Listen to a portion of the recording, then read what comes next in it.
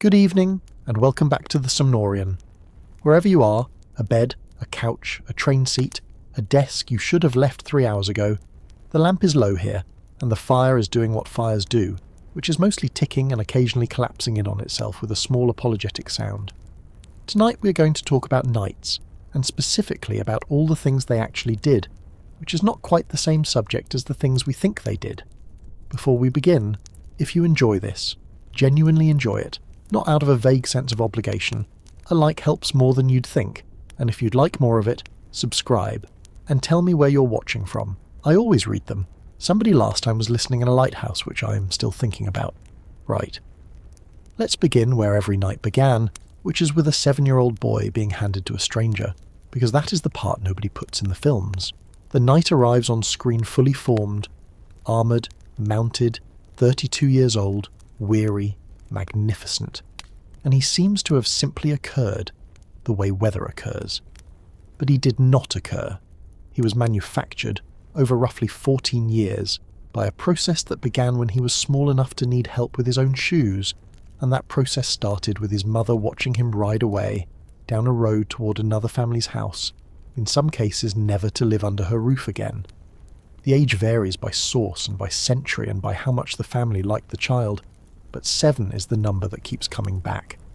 7 is when the medieval world thought reason began, the Anni Discretionis, the age at which canon lawyers said a child could start to be held responsible for the state of his own soul, and, conveniently, the age at which a noble household decided he could start being held responsible for the state of somebody else's wine.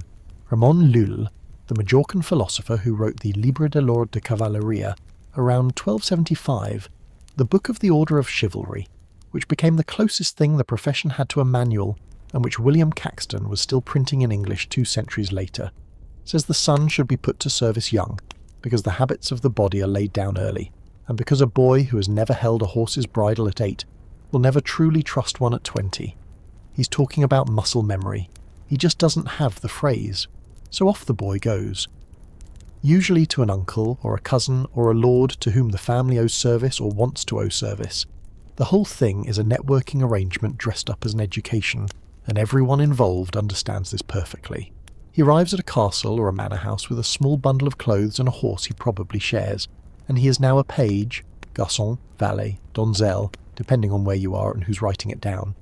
And his job description for the next 7 years is essentially domestic servant with a sword hobby. I want to be precise about this, because it is the single most consistently ignored fact about knighthood. The most heavily armed, most socially exalted, most terrifying warrior caste in Latin Christendom spent the first half of its training learning to wait tables, not metaphorically, literally, waiting tables. The household books are full of it. A page carried dishes.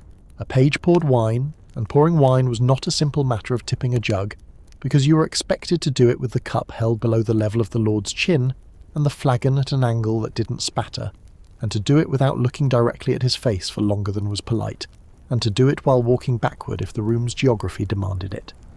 A page held a basin and a towel, while the household washed their hands before and after eating, which they did constantly because the fork had not yet colonised northern Europe, and dinner was largely a manual activity, and because a hall full of men eating goose with their fingers is a hall that requires a great deal of infrastructure.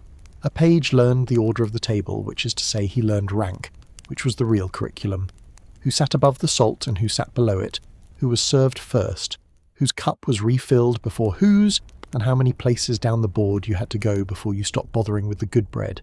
He was memorising a social hierarchy by carrying it around on a tray, and he learned to carve.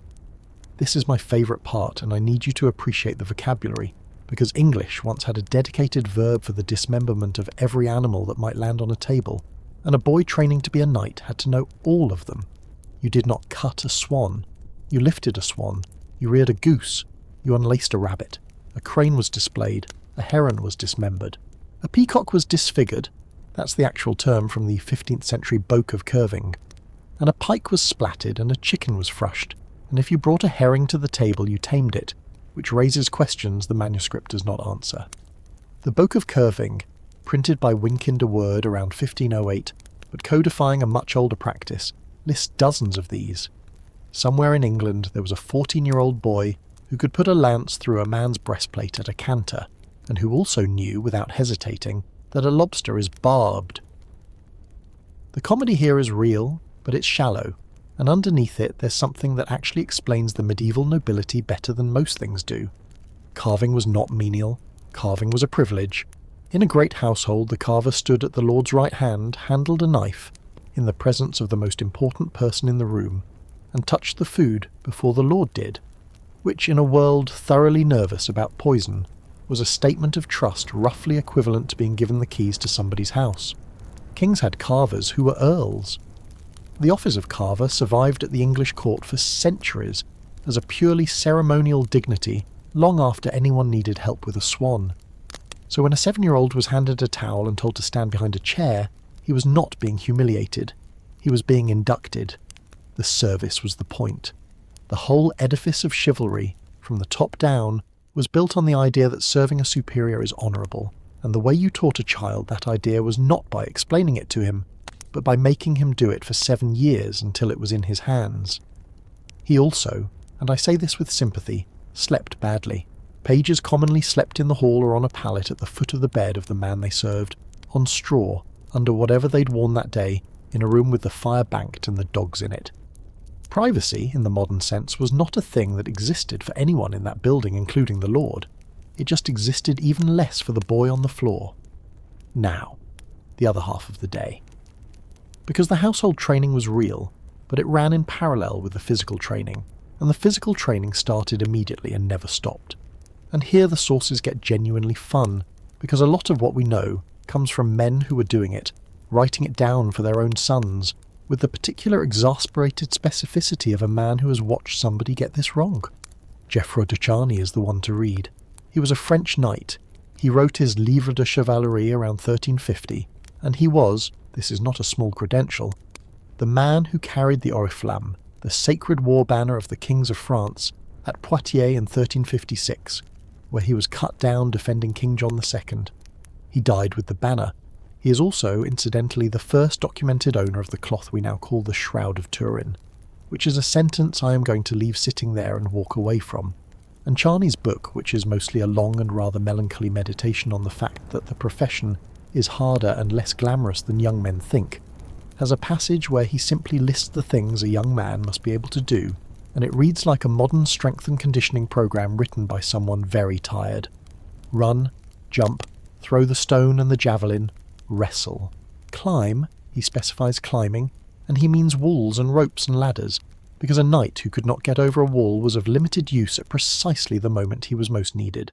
Ride, obviously, but ride without stirrups, ride bareback, mount a horse in armour from the ground, vault into a saddle from the side.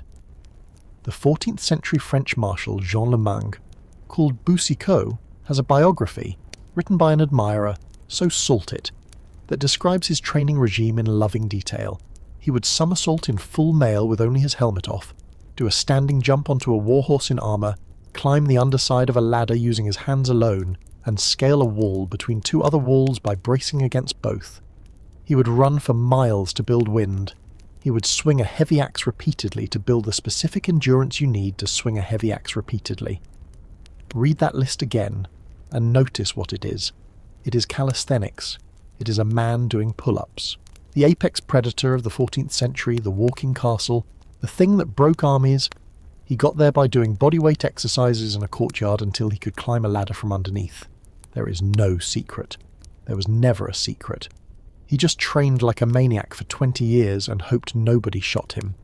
The equipment for all this was equally unglamorous. There was the pell, a wooden post driven into the ground, which you hit. That's it. That's the machine. You hit the post with a sword deliberately made heavier than a real one, and a shield deliberately made heavier than a real one, so that on the day it mattered your actual kit would feel like nothing.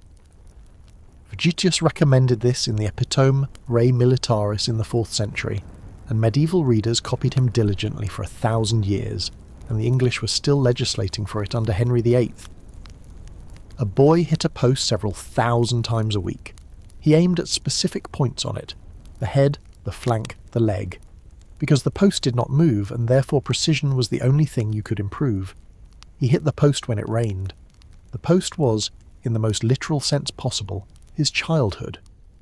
Then there was the quintin, which was a post that fought back.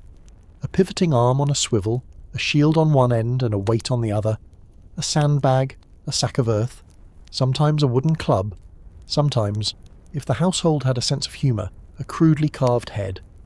You rode at it with a lance, you struck the shield, and if you struck it squarely the arm spun and you were past before it came round.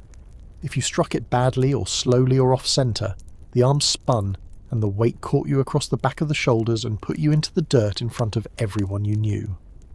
Matthew Paris, writing in the 13th century, describes London apprentices running at a quintin for sport.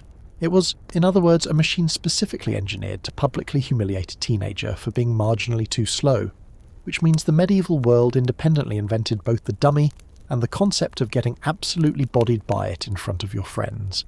And they had running at the ring, where a small metal hoop hung from a cord and you tried to carry it away on the point of your lance at a gallop, which is a target roughly the size of a fist, approached at 25 miles an hour on a horse, and the point of it was that a man who could hit a gap in a visor.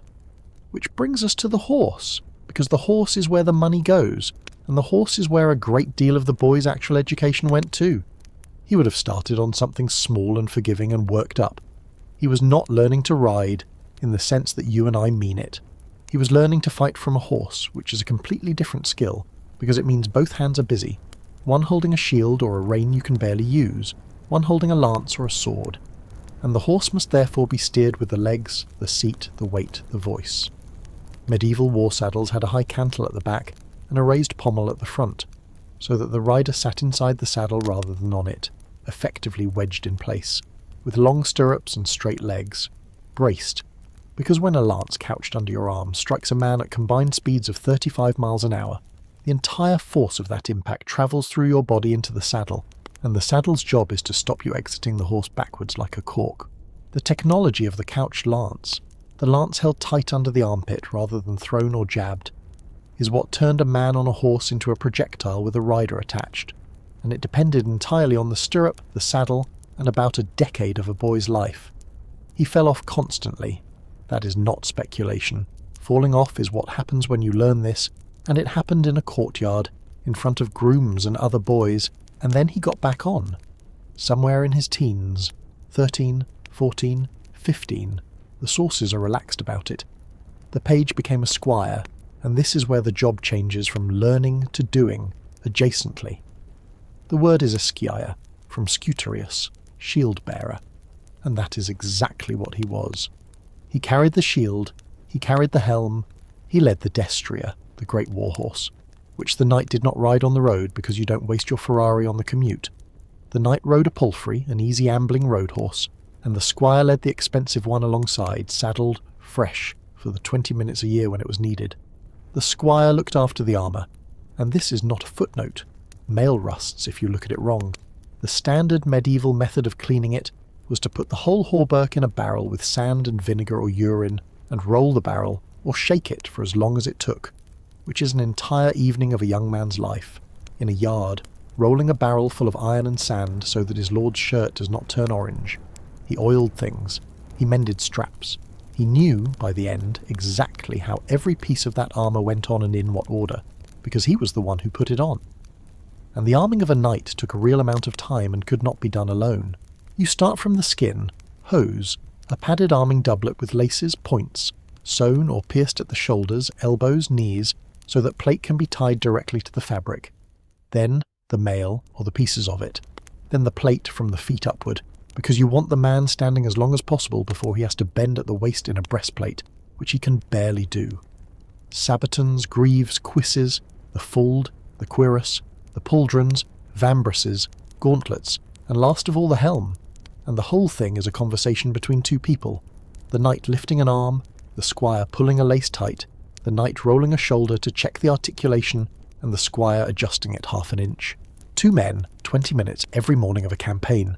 If you have ever wondered why knights and their squires appear in the literature as an emotional unit, as a pairing with real weight to it, part of the answer is simply that they spent an hour a day physically dressing each other in a field. The squire also fought. This gets forgotten. He rode with the army he was armed, and in the 14th and 15th centuries a great many men served for years, sometimes for their entire careers. as squires or as men-at-arms without ever being dubbed, because dubbing cost money and imposed obligations, and a competent professional could do the whole job without the title. The English muster rolls of the 100 Years' War are full of them, men listed as scutifer or armiger, drawing pay, fully equipped, indistinguishable on the field from the knight beside them. On the day of battle, a squire's specific task was often to stay near his knight, with a spare lance, with a spare horse, and in the brutal practical arithmetic of the thing, with a plan for what to do if the knight went down. Because a man in full plate who has been unhorsed is not dead. He is inconvenienced. He is on the ground in 80 pounds of steel with a visor he can't see much out of, and the difference between a story he tells for 40 years and a hole in a field is often just whether somebody he trusted was standing over him for the next 90 seconds. And at the end of it, after 14 years, the running, the post, the swans, the barrel of sand, the arm of the Quinton coming round to put him in the mud, he was dubbed, which, depending on the century and the circumstances, was either the most solemn ritual of his life or something that happened to him in a wet field in about 4 seconds. The solemn version is genuinely beautiful. It's the one the church spent 200 years building, and by the 13th century it goes like this. The candidate actually bathes, in water, which in itself is being staged as a kind of second baptism, a washing of the old life. He is dressed in white for purity, and a red robe over it, for the blood he is now expected to shed, and black hose beneath, for the earth he will return to, and the symbolism is laid on so thick that even the people doing it seem slightly aware they are overdoing it. Then he keeps the vigil. A knight, alone or nearly alone in a chapel, kneeling or standing before the altar, with his sword and armour laid out on it, his working tools on the altar being blessed. All night, no sleep. In the morning, Mass, the sword is taken from the altar and girded on him by a priest or by his lord, and then the collay, the blow, a slap or a stroke of the flat of the blade to the neck or shoulder, delivered hard enough in some accounts to knock a man sideways, and described by contemporaries as the last blow he may receive without returning it. Then the spurs, gilded spurs, buckled on by another knight, and that's the piece of it that stuck hardest in the language. To win your spurs, to be stripped of your spurs. When a knight was degraded for cowardice or treason, the ceremony ran backwards, and the spurs were hacked off his heels with a cook's knife. That is the version in the manuscripts. Now the other one. At Crécy, at Agincourt, at 100 lesser fields, on the morning of a battle, a commander would knight a batch of men where they stood, in mail, in mud, before breakfast, because it was good for morale, because it committed them, and because a man newly made is a man with something to prove and nowhere to be. Edward III's son, the Black Prince, was knighted on the beach at La Hougue in 1346 at 16, immediately upon landing in Normandy, off the boat, onto the sand, knighted, and then he went and burned Caen. There was no bath, there was no vigil, there was a beach. And there were knights made in the field who were dubbed, fought, and were dead by the afternoon, having held the rank they had trained 14 years for something under 6 hours. The thing that gets me, the thing I keep coming back to when I read the training manuals, is how completely ordinary the ingredients are. There is no mystery in it anywhere. You take a small boy, you send him to a stranger's house. You make him carry plates until he understands rank in his hands rather than his head. You make him hit a post 10,000 times. You make him climb a ladder from underneath and fall off a horse in front of his friends and roll a barrel of sand until his lord's mail is bright, and you do it every day for 14 years without ever once telling him he is special. And at the end of it, a man walks out who can be dropped into the worst thing that happens in his century and function. The whole terrifying apparatus of medieval knighthood, the thing that shows up in the chronicles as inhuman, as a wall of iron, as the noise that made infantry break before it arrived, was assembled out of chores. Chapter 2. The Man Who Was Also a Bank Vault. Let's talk about money, because the chronicles almost never do, and that silence is doing a lot of work. Read enough medieval literature and you come away with the impression that knights simply had horses in the way that a man has hands. The horses are given, the armour is a given. Nobody in Chrétien de Troyes stops mid-quest to work out whether he can afford the vet. But somebody was paying for all of it, and when you go into the account rolls, the wardrobe books, the muster rolls, the compensation lists, the wills, the picture that emerges is not a warrior aristocracy floating serenely above commerce. It is a class of men in debt up to their eyebrows, permanently, structurally, for their entire lives, because the single non-negotiable requirement of their profession was owning the most expensive object in the medieval world that wasn't a building. Start with the horse, because everything starts with the horse. The word chevalier, caballero, cavalier, ritter, knight with a horse in half the languages of Europe. The animal is in the job title. And the animal in question, the destria, the dextrarius, the right-hand horse, so called because the squire led it with his right hand, was not a horse in the sense your local riding school means. It was a purpose-built machine, bred for mass and temperament, and for the specific, deeply unnatural willingness to run at a wall of shouting men holding spears, which is a thing horses do not want to do and have to be systematically convinced of over years. The prices are the fun part. English royal accounts from the 13th and 14th centuries give us hard numbers, because the crown ran a system called restoro equorum, horse restoration, under which the king valued and registered the war horses of men in his service and compensated them if the animal died on campaign, which means there are actual appraisal lists. Andrew Ayton's work going through these is the foundation for everything I'm about to say. And in them, an ordinary man-at-arms mount might be valued at £5 to £10. A good knight's horse runs £20, £40. A great one, a magnate's animal, a stallion of real quality, is appraised at £100. In 1338, the Earl of Derby is riding a horse valued at £100 and change. Edward III bought horses at prices that make the clerk's handwriting look nervous. Now translate. A skilled English craftsman in the mid-14th century, a mason, a carpenter, someone with a trade, earns something in the region of 4 to 6 pence a day. There are 240 pence in a pound. An archer on campaign draws 6 pence a day and considered himself well paid. So a £100 horse is 24,000 pence, which is roughly 11 years of an archer's total wages, assuming he works every single day and eats nothing. A £20 horse, a perfectly respectable, unremarkable knight's mount, the kind nobody would write home about, is still something like 2.5 years of a skilled man's entire income. And a knight did not own one horse. The standard establishment for a man-at-arms going to war in the 14th century was 3 or 4. The destria for the fight, a rouncey or a palfrey for the road, and at least one pack-horse for the baggage, and the pack-horse is carrying the armour, because you do not ride to war in your armour unless you are expecting to be attacked in the next hour, and you enjoy heatstroke. So before he has bought a single piece of steel, our knight is looking at an outlay somewhere between a small farm and a substantial house. Then he buys the steel. Mail first, because for most of the period mail is the foundation.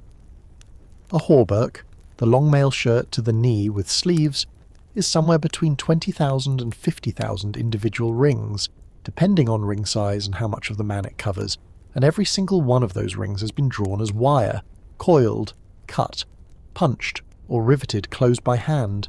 Riveted mail, the good kind, means each ring is overlapped and pierced and a tiny rivet driven through it, and a man doing this well produces a few hundred rings in a day.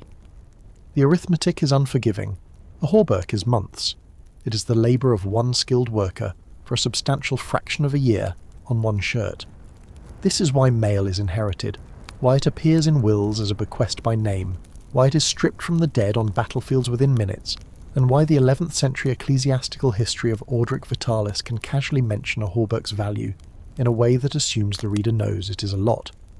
And then, from the late 13th century onward, plate arrives, first as reinforcements, little bits bolted onto the mail, coats of plates, polins for the knees, then more and more, until by about 1420 you have the full harness, the articulated white armour, the thing everyone pictures, and a full harness is a commission.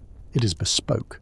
It is fitted to that man's body because armour that doesn't fit will cripple you at the elbow and choke you at the neck, and the master armourers of Milan and Augsburg and Innsbruck were, in every meaningful sense, luxury tailors who worked in steel. The Messalia family in Milan supplied half of Europe and became so rich they were ennobled.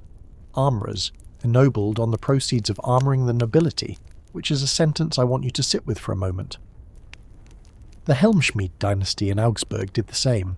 Their good customers included emperors, and the prices, where we have them, are eye-watering.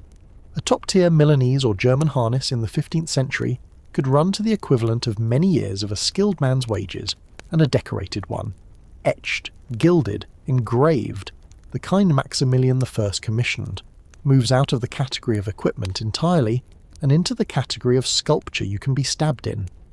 The absolute endpoint of this is the parade armour of the 16th century, gilt and embossed and covered in scenes from classical mythology, which is armour as a Fabergé egg. But even at the practical end, in a working field harness, you are buying a thing that took a master and his shop weeks, out of steel that had to be smelted and forged and hardened and polished, with 150 individual components and every strap and buckle and lining made to order. Add the sword. A good blade is itself a serious purchase, and the pattern-welded and later high-carbon blades from Passau and Zollingen carried reputations and prices to match. Add the lance, which is a consumable. Lances break, that is what they are for, and a knight goes through them. Add the shield, the dagger, the spurs, the saddle, the barding if the horse is armoured too, and horse armour, when it appears, is another full commission on an animal-sized frame. And now add the men. Because a knight does not go to war alone, he goes as the head of a small business. He brings his squire, who needs a horse and needs to be armed. He brings servants, grooms, a page, sometimes archers or a couple of billmen he has raised himself, and every one of them eats. In the indenture system of the 100 Years' War, a captain contracts with the crown to bring a specified retinue. So many men-at-arms, so many mounted archers, and he's paid for them, but he has to front them. He clothes them. He mounts them. He's running a payroll, so let's total it up. The knight of the popular imagination, the solitary figure on the ridge, gleaming, unencumbered, is in reality a man who has personally financed a horse worth more than a house, a suit of custom steel worth more than a horse, an entire secondary stable of animals, a set of weapons that break on purpose, and a staff. He is not a warrior with an expense account. He is a small defence contractor with one employee who is also him. Which raises the obvious question, how on earth did anybody afford this? The classic textbook answer is the fief, land held in return for military service, the manor whose peasants' labour generates the surplus that buys the horse. And that's true, as far as it goes, and for a great many knights the land was the answer. A knight's fee in England was reckoned, very roughly and with enormous local variation, at land worth somewhere around £20 a year, which is precisely the point where you notice something awkward. If your annual income is £20, and a decent warhorse costs £20, then your horse is your entire year. One bad campaign, one arrow in the wrong animal, and you have just lost 12 months of income in an afternoon. And this is exactly what happened, constantly, which is why the Restora Quorum system existed in the first place. The crown had to insure the horses, because if it didn't, men would not bring their good ones. A knight told to campaign in Scotland with no compensation scheme would quietly leave the £40 destrier at home and turn up on something cheap and disappointing, and the whole army would be worse for it. So the clerks came round before the muster with an appraiser, and they wrote down each horse, a bay stallion with a white foot valued at £25, and if it died, you claimed. It is, and I say this with total sincerity, a state-run equine insurance scheme, complete with pre-existing condition assessment and fraud, because of course there was fraud, and of course men tried to get cheap horses valued high, and of course the clerks knew they were trying it, but land wasn't the only income, and increasingly it wasn't the main one. By the 14th century, the English and French knight is very often a wage earner. He signs an indenture, he serves for pay, a knight bachelor drawing 2 shillings a day, a knight banneret 4 shillings, a man-at-arms 1 shilling, an archer 6 pence, and he serves for the supplementary income too, which is where the real money was, and which we'll come back to in a much later chapter. Ransom, plunder, and the systematic monetization of other human beings. And when none of that worked, he borrowed. This is the part the romances leave out entirely. Knights were, as a class, magnificently in debt. They borrowed against next year's harvest to buy this year's horse. They pledged land. They pawned the armour. There are records of harnesses in pawn, which is a special kind of humiliation. Your profession sitting in a moneylender's back room. They borrowed from Jewish moneylenders until the expulsions, and then from Italian bankers, and from the Templars, who ran what was in effect an international deposit and credit network, and who financed a great deal of crusading on terms that were not charitable. Men mortgaged everything to go on crusade. That is not a metaphor. The sale and mortgage of land to fund a crusade is one of the best documented economic events of the period, and it is why monasteries got so rich so fast, because the monastery was the one institution in the neighbourhood with cash, and it bought the fields of men who might not come back. Which brings me to my favourite fact in this entire chapter, and possibly in this entire script. By the 13th century, knighthood in England had become so ruinously expensive that men were actively avoiding it. I want to make sure that lands properly. The most prestigious rank available to a free man below the peerage, the thing every romance and every chanson is written about, the dream, the crown of secular life, had become a status that people were ducking. Because to be a knight meant not just the kit, but the obligations. You could be summoned to serve, you could be pressed onto juries and commissions, you were expected to maintain a standard of display, you were assessed for taxes at a higher bracket, and the whole thing cost a fortune to sustain. The number of actual knights in England fell from perhaps 4,000 plus in the 12th century down to something in the region of 1,250 to 1,500 by the later 13th, at a time when the population was going up. Men who qualified by land and birth simply didn't get dubbed. They stayed squires. They stayed as squires and gentlemen and did the same jobs and dodged the bill. And the crown, watching its warrior class quietly decline to be a warrior class, did what governments do. It made it compulsory. This is distraint of knighthood, and it is one of the funniest pieces of legislation in English history precisely because everyone involved was playing it completely straight. From the reign of Henry III onward, and enforced repeatedly under Edward I, the Crown decreed that any man holding land above a certain annual value, the threshold shifts, £20, £40, must take up knighthood, whether he wanted to or not. Sheriffs were sent out with lists, men were summoned and told, in effect, congratulations, you are now the flower of chivalry. Please report to the muster with a horse worth 2 years of your income, and the men said no. So the Crown offered them a way out, and the way out was a fine. Pay the fine, and you may remain not a knight. And a very large number of men, looking at the arithmetic, cheerfully paid, which meant that a system originally designed to produce cavalry had transformed itself, with no one quite intending it, into a revenue stream.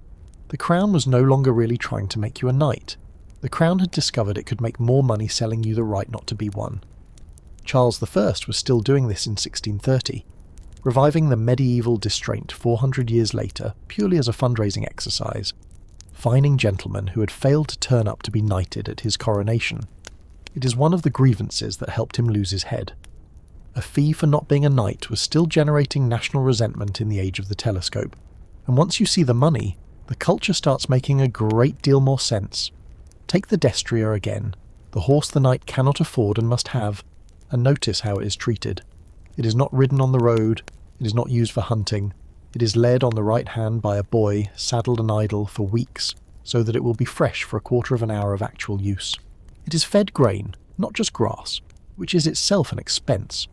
A warhorse eats better than a peasant, and I mean that as a plain statement of caloric fact, not as a flourish. It is stabled, groomed, shod, watched, and it is bred with obsessive care. The great studs of Spain and Naples and Lombardy exporting stallions across Europe, Edward III importing Spanish horses in numbers, kings passing laws forbidding the export of good breeding stock, because the horse is a strategic asset and everybody understands this. In 1495, Henry VII is legislating against exporting horses. Henry VIII will legislate about minimum heights for stallions. This is arms control. And when the animal died, men grieved for it in ways they conspicuously did not grieve for servants, which is either touching or damning depending on your mood, and honestly it can be both. The bond was real. You spent years with this animal. It was the difference between your life and your death. But it was also, unavoidably, a bond with a capital asset. And the two things were tangled together so completely that I don't think the knights themselves could have separated them.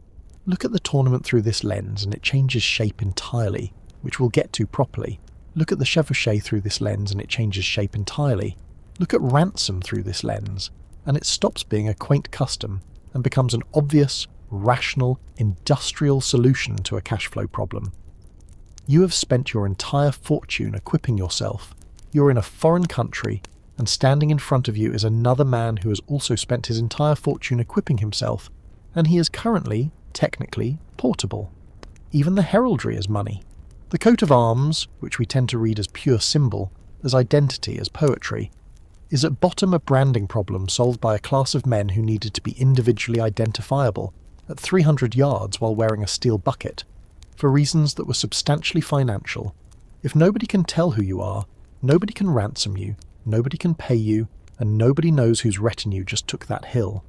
Herald as accountant, the College of Arms as a registry of trademarks, the whole gorgeous language of ghouls and azure and rampant lions grew up in part because a market needed clear labelling, and the sumptuary laws, those repeated doomed statutes across Europe telling people exactly what fabrics and furs and colours and lengths of shoe they were permitted to wear according to rank, exist for the same reason, because the money was moving faster than the status, and a merchant could now afford to look like a knight, and the knights drowning in debt for their horses found this absolutely intolerable.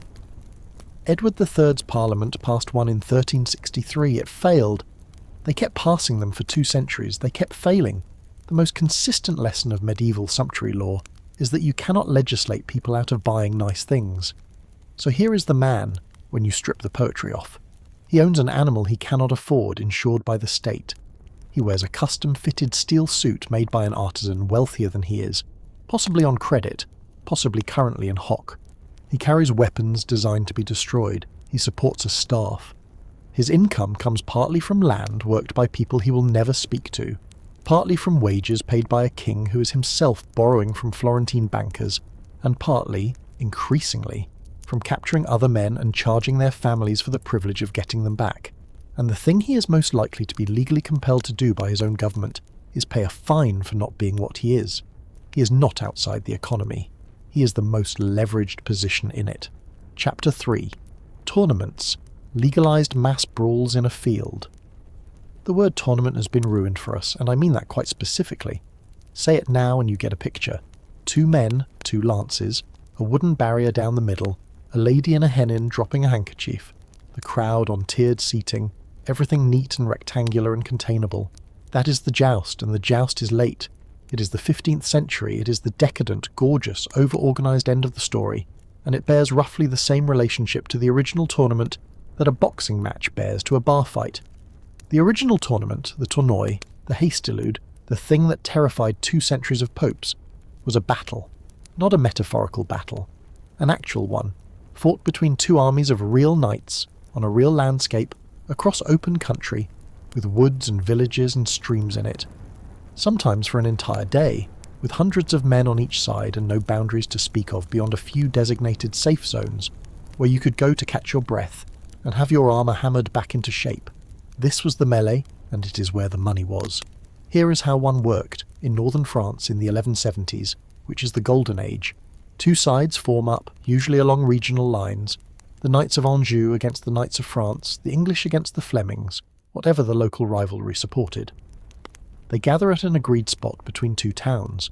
The tournament is described as being held between places, because the field was the countryside, the entire stretch of it, and the towns were where you slept.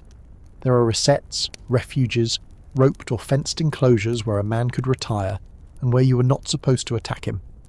Which means the sport had, at its very foundation, an explicit acknowledgement that everywhere not inside the little fence was fair game, including that man's vineyard.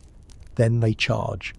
And then, for the next several hours, several hundred armoured men fight across a stretch of open farmland, in a slowly disintegrating swirl, in dust, in noise, with their squires running alongside carrying spare lances and dragging captives out of the press. Because that is the point.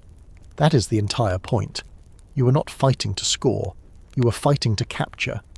The rules of the LA were, in essence, the rules of war with the killing discouraged.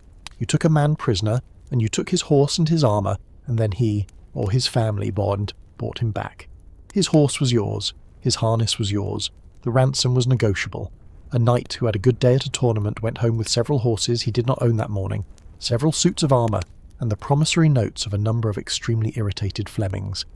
And so what looks from the outside like a festival of aristocratic swagger was, in cold fact, a market. It was a redistribution mechanism. It was the only reliable way for a young knight with no land, no inheritance, and a horse he was still paying for to convert his one marketable skill directly into capital. And the men who were good at it did it professionally, moving from tournament to tournament across northern France and the Low Countries in a season that ran, in the 12th century, at something like a fixture every 2 weeks. There was a circuit, there were regulars, There were, in the most literal sense possible, away fixtures. Which brings us to William Marshall, who is the greatest of them and who is the reason we know all of this in such absurd detail. Marshall was a fourth son. That is the engine of his entire life. Fourth sons got nothing. No land, no title, no inheritance, just an education, a horse if they were lucky, and a firm handshake. And what Marshall had instead was an extraordinary talent for violence, and it turns out a very good head for business. He was born around 1146 or 1147, and as a small boy he was given as a hostage to King Stephen during the Civil War, and his father, John Marshall, when threatened with the boy's execution, allegedly replied that he had the anvils and hammers to make finer sons than that one, which is a hell of a way to start a biography, and which, the story goes, so charmed or appalled Stephen that he refused to hang him, and instead played conkers with him with plantain stems in the tent. That boy grew up to become the most successful tournament fighter in Europe. We know because of the Histoire de Guillaume le Maréchal, a verse biography of nearly 20,000 lines, commissioned by his family after his death in 1219, and written by a man named John, working from the recollections of Marshall's household, and it is, by an enormous margin, the best window we have into what these men actually did, because it was written for the private consumption of people who had been there, and it is therefore full of things a public chronicle would never bother with, like the accounts. And here is the fact that made me fall in love with this entire subject. At one point, Marshall enters into a formal business partnership with another knight, a Fleming named Roger de Gaugy, and the two of them tour the tournament circuit together as a two-man syndicate splitting the take. And someone, a clerk, because of course there was a clerk, kept a tally. And over a period of 10 months, the histoire tells us, the partnership took 103 knights prisoner. 103 in 10 months. Not counting, the text is careful to note, the horses and equipment, which were extra. That is a man capturing another human being roughly every 3 days, for the better part of a year, for money. Marshall is not a hero of chivalry in this phase of his career. Marshall is a repo man on a horse. He and his partner are running what is functionally a franchise. They are keeping books, they are producing quarterly figures, and the figures are people. And the histoire is completely relaxed about this because everyone at the time was. It presents the number with pride. It's a sales record. The way he did it is instructive, and it is not what you'd guess. Marshall's technique, over and over in the accounts, is not to unhorse a man cleanly and demand his surrender in the manner of a chanson. It's much more agricultural than that. He grabs the man's bridle, he grabs the horse's reins or the man's helm, or in one memorable case simply seizes a knight by the neck and drags him bodily off his horse. And then he leads the animal, with the man on it or beside it, out of the fight and back to his own side where the squires take custody. He is towing people. The great flower of English chivalry made his fortune by essentially performing vehicle recovery on the mounted nobility of France. And there is a moment in the histoire, the one I always come back to, the one that tells you more about the reality of this sport than any illumination ever painted, when, after a tournament at Joigny, the prize is awarded to Marshall, and they go to find him to give it to him, and he is not celebrating, he is not in the hall. He is at a blacksmith's forge, with his head on the anvil, while the smith works over him with tongs and a hammer, because his helm has been so thoroughly caved in during the fighting that it cannot be removed from his head, and he is kneeling there with his skull inside a crushed steel bucket waiting for a man with a hammer to peel it open. That's it. That's the sport. That's the glory. A man on his knees in a forge, deafened, half suffocating, being excavated. He won, incidentally. The prize was a pike, a fish, and I want to be clear that I mean an actual large freshwater fish, which had been brought to the tournament as a trophy. He was the finest knight of his generation, and they gave him a fish, and it took a blacksmith 20 minutes to get his head out of his hat. Now. The church hated all of this, and hated it for 200 years, with a persistence that is genuinely impressive given how comprehensively it lost. The Council of Clermont in 1130 under Innocent II condemned tournaments outright, those detestable markets or fairs the canon calls them, at which knights gather to display their strength and their rashness. And it went further, and this is the part with teeth. It decreed that a man who died in one was to be denied Christian burial. Not excommunicated exactly, but refused the last rites, refused consecrated ground. Died in a tournament? Then you died in a state of mortal folly and you go in the ditch. They repeated it. Reims in 1131, Lateran II in 1139, Lateran III in 1179, Lateran IV in 1215.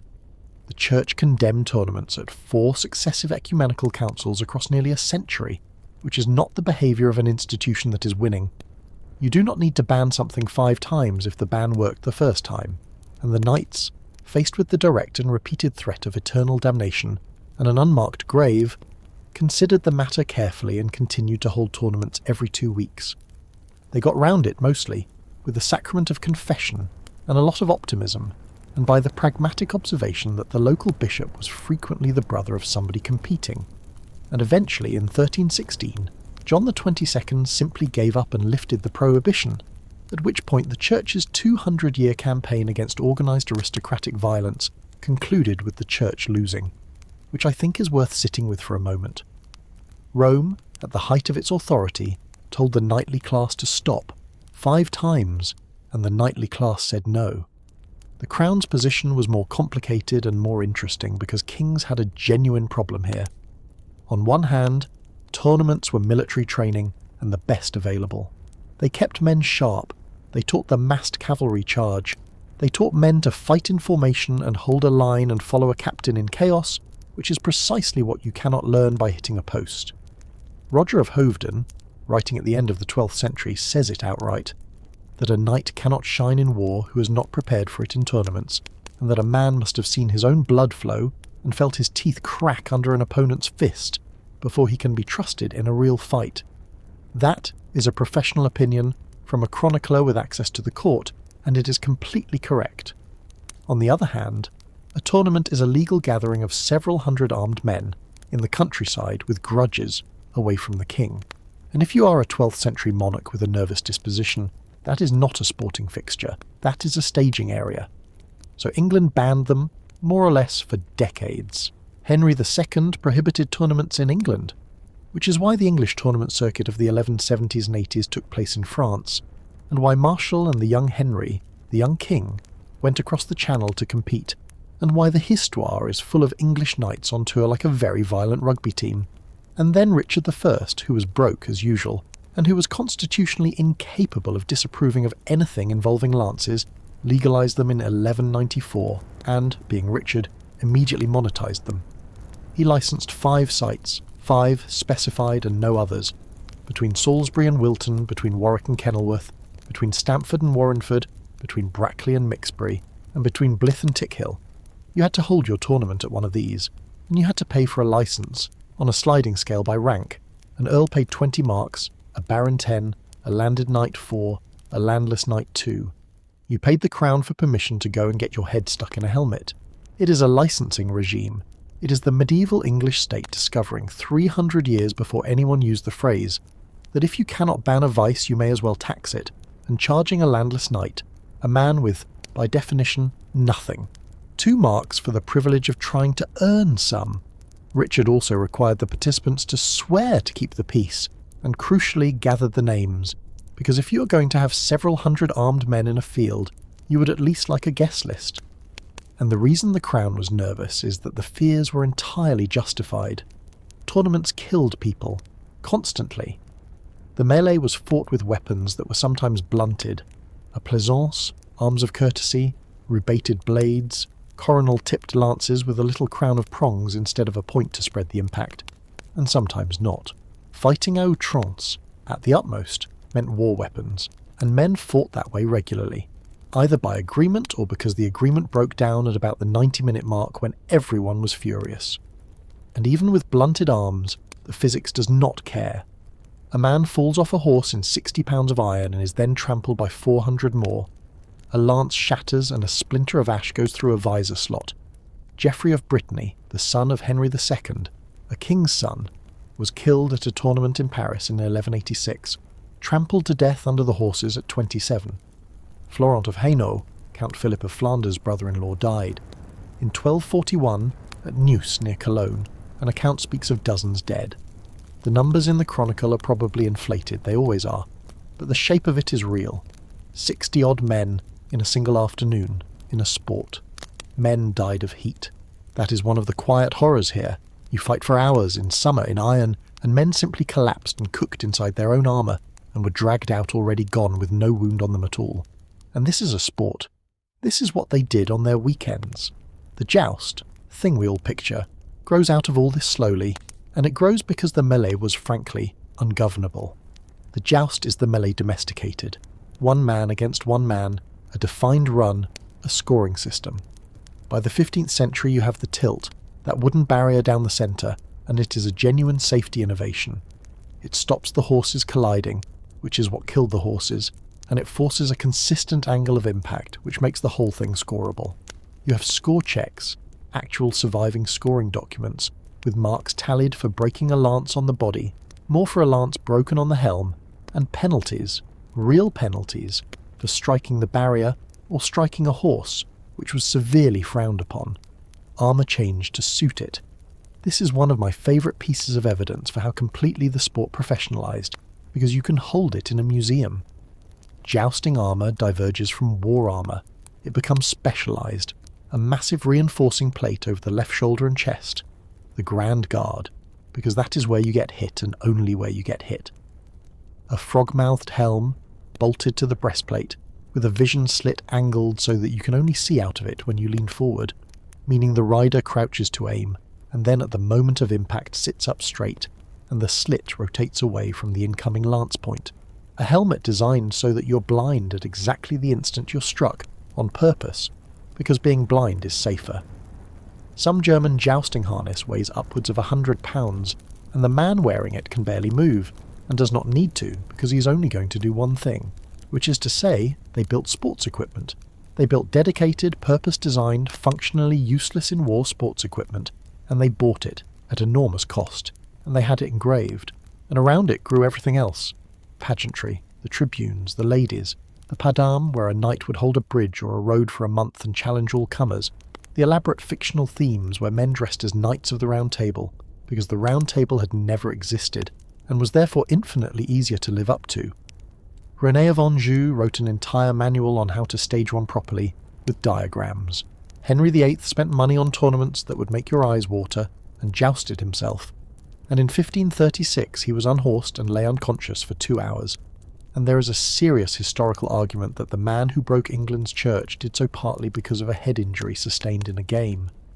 But underneath the silk it never stopped being what it was at the start.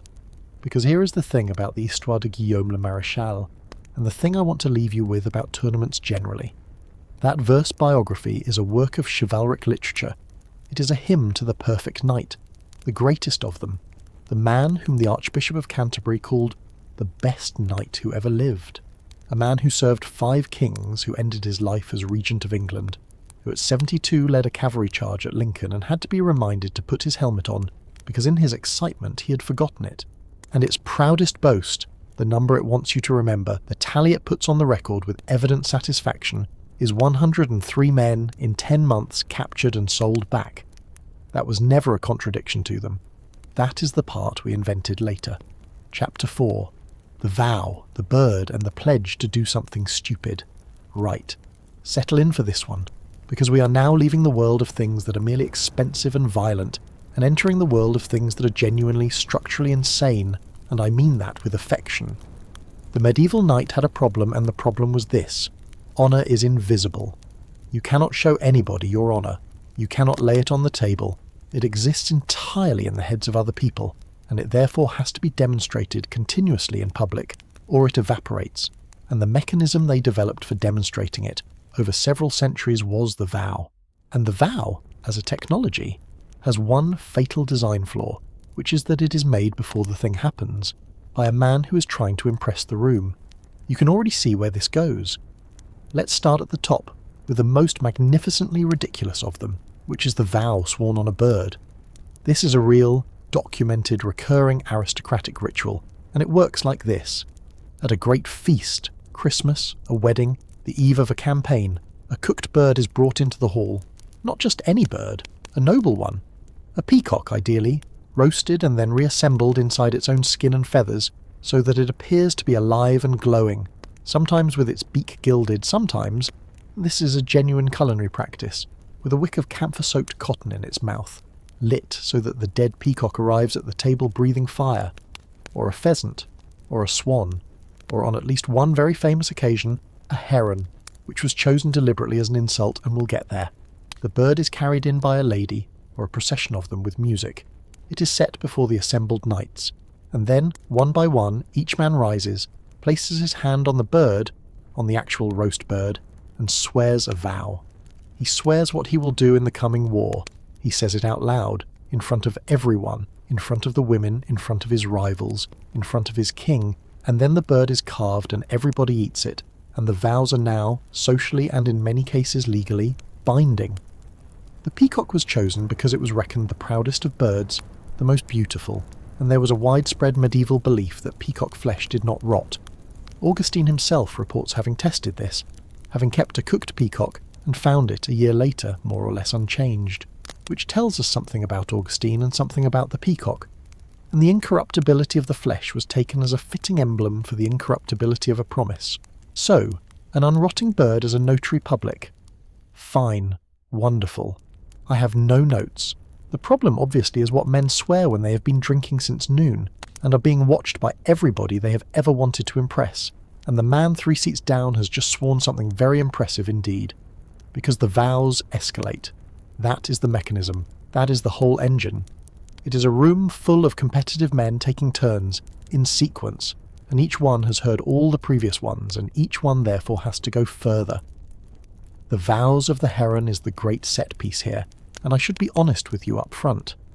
The Vœux du Héron is a poem written around 1340, and it is propaganda, and the events in it are almost certainly embroidered or invented outright.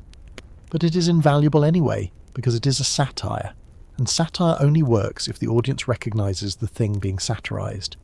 Everything in it is plausible to a 14th century listener, that's the point. The setup: Robert of Artois, an exile at the English court having lost his lands in France, and being extremely keen for Edward III to go to war and get them back for him, goes hunting, catches a heron, and has it roasted and brought into Edward's hall. And he presents it as the most cowardly of birds, a creature that shrieks and flees at its own shadow. And he offers it, with elaborate courtesy, to Edward III, on the grounds that a coward's bird is the appropriate dish for a man who has a claim to the throne of France and is not pressing it, which is, as insults go, one of the great ones. He catered an insult, and Edward, publicly humiliated over dinner, swears on the heron that he will invade France, and then everyone else has to swear too, and the vows go round the table, and they get worse. The Earl of Salisbury swears, while sitting beside his lady, who holds his eyelids shut with her fingers, that he will keep one eye covered until he has performed a deed of arms in France. Others swear they will not do this, or eat that, or sleep in a bed. And one of the knights swears in the poem that he will set fire to whatever he is ordered to burn, and refuse mercy to anyone, no matter who they are. And his lady, standing next to him, faints. Now, the covered eye.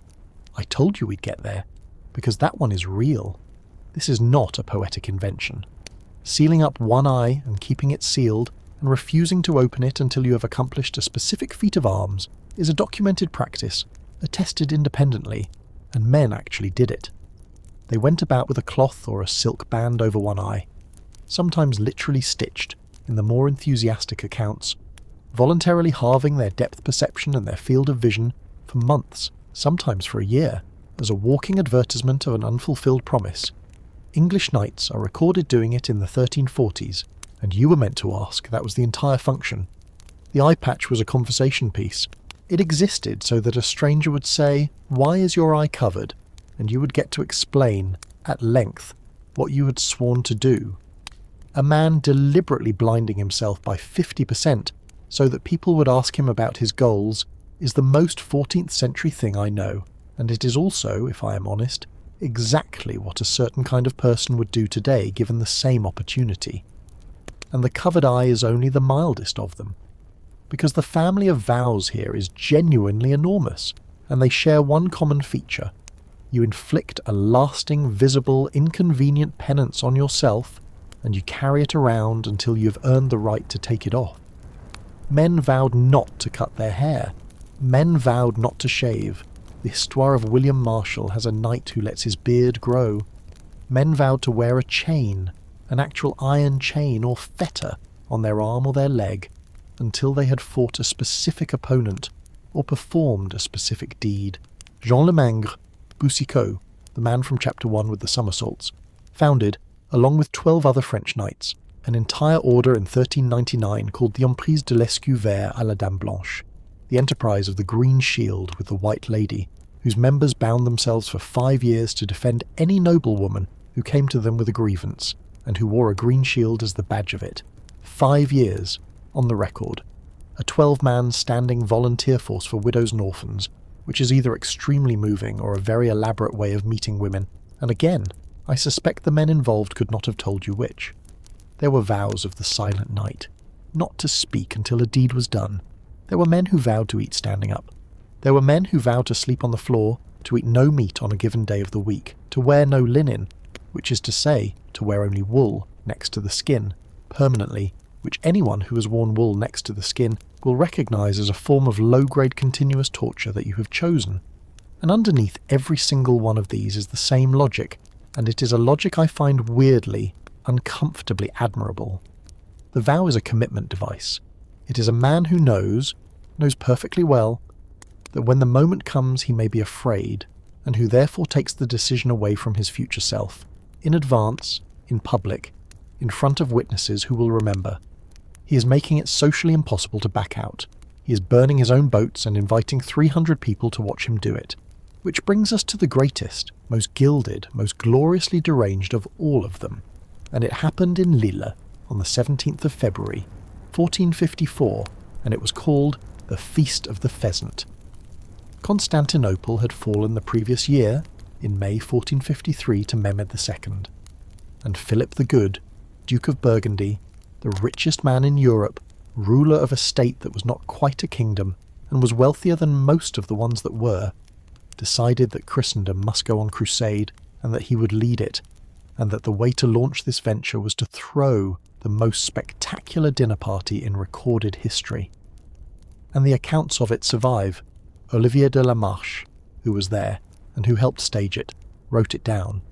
Mathieu d'Escouchy wrote it down. We have the guest list. We have the budget line items. The hall was set with 3 tables, and on them, entremets, table decorations, showpieces, spectacle objects, and I use those words because there is no modern equivalent, and centrepiece does not begin to cover it. There was a fully rigged model carrack, a ship with sailors moving in it. There was a fountain of glass and lead in the shape of a rock, with a figure of a naked child on it, from which rosewater flowed. There was a working windmill.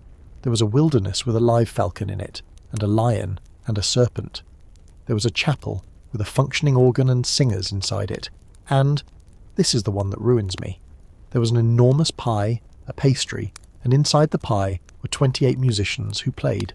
28 live musicians in a pie. Sing a Song of Sixpence is not a nonsense rhyme. Sing a Song of Sixpence is reportage. And there was a live elephant led by a giant, and on the elephant's back was a castle, and in the castle was a man dressed as a woman in white satin with a black cloak, representing Holy Church, who was carried to the Duke's table, and who spoke a lament for the fall of Constantinople in verse, personally, addressed to Philip begging him for help. And then, after that, the pheasant came in, a live pheasant, decked in gold and pearls, carried by the Golden Fleece King of Arms. And the herald read out first Philip's own vow, because Philip had not left it to chance. He had written it out in advance, on a parchment, which he handed over to be read aloud, and which survives. And Philip the Good, in front of that hall, swore to God and to the Virgin and to the ladies and to the pheasant, in that order, and the pheasant is in the actual text, that he would go on crusade against the Turk, and that if the Turk would meet him in single combat, he would fight him hand to hand, body to body, personally.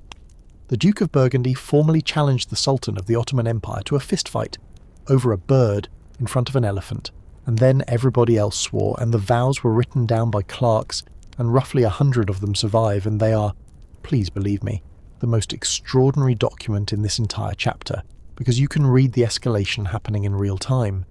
They begin plausibly. Men swear to go on the crusade if the Duke goes. Fine, sensible, and then they start to specialise. One swears he will not sleep in a bed on a Saturday until he has fought the Turks. One swears he will wear no armour on his right arm. One swears he will eat no fish, Several swear off wine on particular days of the week. One swears he will not sit at table on a Tuesday. One vows that he will not wear a shirt on Fridays. Several add elaborate escape clauses and conditions, unless prevented, unless my lord commands otherwise, unless the crusade does not depart within the year. And reading those clauses is like watching a man sign a contract while backing slowly toward the door. And the crusade never happened. That is the punchline, and it is not a cheap one, because it is the punchline of the entire institution. Philip the Good, who had the money, who had the men, who had the vow, who had the parchment, who had, at enormous expense, an elephant, never went. It was deferred and complicated by French politics and by his own son Charles, and by 1467 he was dead, and the Turks were still in Constantinople, and remained there for the next 465 years. 100 noblemen swore before God, the Virgin, and a decorated bird that they would liberate the greatest city in Christendom, and the sum total achievement of the evening was a very good dinner and a pie full of musicians. And yet, and this is the thing, I don't think they were lying. That is the part I want to be careful about, because it would be very easy to stand here and be smug about this, and it would be wrong. Read the vows. They are not cynical. They are specific. Men who intend to do nothing do not sit down and work out in careful detail that they will abstain from wine on Tuesdays. The mad precision of them is the tell. These are men genuinely trying to construct, out of the only materials they have, a machine that will force them to be brave later. The order of the knot goes further, and shows you where the logic ends up if you follow it all the way down.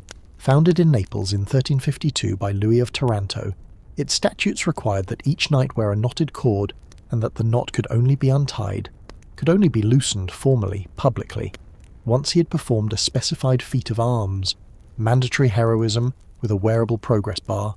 Some of these orders had provisions for what happened if you failed, penalties, humiliations, the wearing of a mark of shame. And there is a genre I have not mentioned yet, which is the pas d'armes, the passage of arms, where a knight, having vowed something, would take up a position at a bridge, or a crossroads, or a mountain pass, and hold it against all comers for a fixed term. Suero de Quiñones, a Leonese knight, did this in 1434 at a bridge over the Orbigo near Lyon, and his stated reason, his actual, stated, written reason, was that he was in love, and that he wore an iron collar around his neck every Thursday as a token of his bondage to his lady, and that he would only be freed of it by breaking 300 lances. He held the bridge for a month, with 9 companions. 60-odd knights came. Hundreds of courses were run. A man died. And at the end of it, Suero declared himself released from his collar, and went to Santiago de Compostela to give thanks, and left there a gold bracelet, which is still in the cathedral treasury. He held a bridge on a pilgrimage road in armour for 30 days because of a necklace, and he wrote to the king first for permission, and the king said yes. Cervantes knew about this one. It is in Don Quixote, more or less directly, because by the time Cervantes is writing, the joke has become visible even from the inside. But in 1434 it was not a joke. In 1434 it was a serious man, in serious armour, doing a serious thing, for a reason that we would today classify somewhere between a grand romantic gesture and a psychiatric episode, and the difference between those two things has never been as clear as we like to pretend.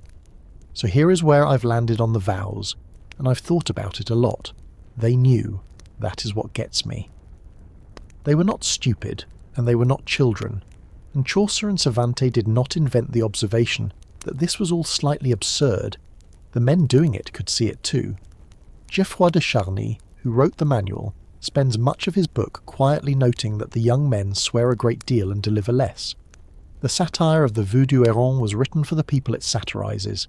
They did it anyway, because the alternative, a world with no public promises, no visible commitments, no cost to backing out, was, to them, obviously worse than a world with an elephant in it.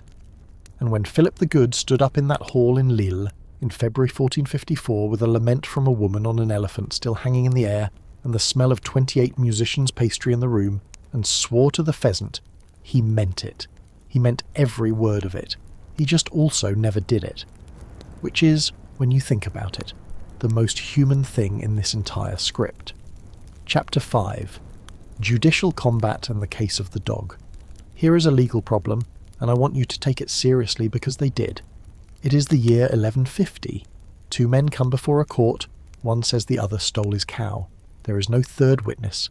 There is no document because neither of them can write, and even if they could, a document proves only that somebody wrote it. There is no forensic evidence because forensics will not be invented for 700 years. There is no photograph, no ledger, no timestamp. There are two men and two stories, and the stories do not agree, and one of them is lying. What do? We know what we'd do. We'd say, the burden of proof is on the accuser, and in the absence of evidence the case fails, and the accused walks. That is a magnificent answer, and it took a very long time to arrive at, and it rests on an idea the 12th century simply did not have. The idea that it is better for a guilty man to go free than for an innocent one to be punished. And more radically still, the idea that a court that cannot determine the truth should admit it and do nothing. The medieval court could not do nothing. Doing nothing meant the two men went outside and settled it themselves, and their families settled it, and their families' families settled it, and now you have a feud. And a feud has a body count that runs into decades. The entire purpose of the court was to stop that. So the court had to produce an answer. It had to produce an answer every time, on the day, with no evidence. And so it asked God, this is the thing you have to hold in your head, or none of what follows makes any sense. Trial by ordeal and trial by battle are not barbarism erupting through the cracks of a legal system. They are the legal system. They are a rational response, genuinely, structurally rational, to an evidentiary vacuum by a society that believed, wholly and without irony, that God was present, attentive, and would not permit an innocent man to be destroyed in a formal proceeding conducted in his name and under his eye. The ordeals came first, and they are the family this belongs to. Ordeal by hot iron. The accused carries a glowing iron bar 9 paces, the hand is bound, and 3 days later the bandages come off, and a priest inspects the wound. And if it is clean, festering free, healing, God has spoken and you are innocent. Ordeal by water. You are bound and lowered into a pond that has been blessed, and if the water receives you, if you sink, you are innocent, because the pure element has accepted you. If you float, the water has rejected you, and so has God. Ordeal by cauldron. Retrieve a stone from boiling water, and the corsned, the ordeal of the morsel, which was reserved largely for clergy, in which the accused had to swallow a piece of bread or cheese of a specified size, and if he choked on it, he was guilty. There is a persistent story that Godwin, Earl of Wessex, died this way at Edward the Confessor's table in 1053, choking on bread while protesting his innocence in the death of the king's brother. And it is almost certainly a later moralizing invention, but the fact that it was believable is the entire point. And here is the part that always stops me. These ordeals worked, not in the sense that they detected guilt, obviously not, but in the sense that they resolved cases, and that the community accepted the resolution, and the feud did not start. And there is a body of scholarship, most prominently the economist Peter Leeson's work, arguing that the priests administering them knew exactly what they were doing, and that the ordeal functioned as a self-selection mechanism. A man who genuinely believed in the ordeal, and who was guilty, would confess or settle rather than face it, and only the innocent, confident of vindication, would show up. And then, curiously, the surviving records show acquittal rates that are strikingly high, and the iron, one begins to suspect, was not always quite as hot as it might have been, and the bandages, when unwrapped, were inspected by a man with a great deal of discretion about what constituted clean, a lie detector that only works on people who believe in it, which, and I say this without any smugness at all, is also broadly true of the polygraph. The church killed the ordeals. That is worth saying loudly, because it inverts the story everyone expects. In 1215, the Fourth Lateran Council, the same council that condemned tournaments, forbade priests from participating in ordeals, and the ordeal without a priest is just a man burning his hand for no reason. Innocent III effectively deleted the ordeal from European law in a single canon, on the theological grounds that it was presumptuous to demand miracles of God on demand, and within a few decades, England responds by inventing something to fill the gap, and the thing it invents is the jury, which is to say that the entire apparatus of modern common law fact-finding exists, in part because the Pope took away the hot iron and somebody had to do something. But trial by battle survived. Battle survived because it was noble, and because it had a different sponsor. It comes into England with the Normans. The Anglo-Saxons had ordeals and compurgation, oath-helping, but the Judicium Dei fought with weapons is Frankish and Norman, and William brings it across in 1066. And it is available, broadly, in two flavours. There is the criminal appeal, where one man accuses another of a felony, of murder, of treason, and there is the civil version, the writ of right, which was used to settle disputed title to land. And I want you to sit with that second one. Two men disagree about where a boundary runs. This is a property dispute.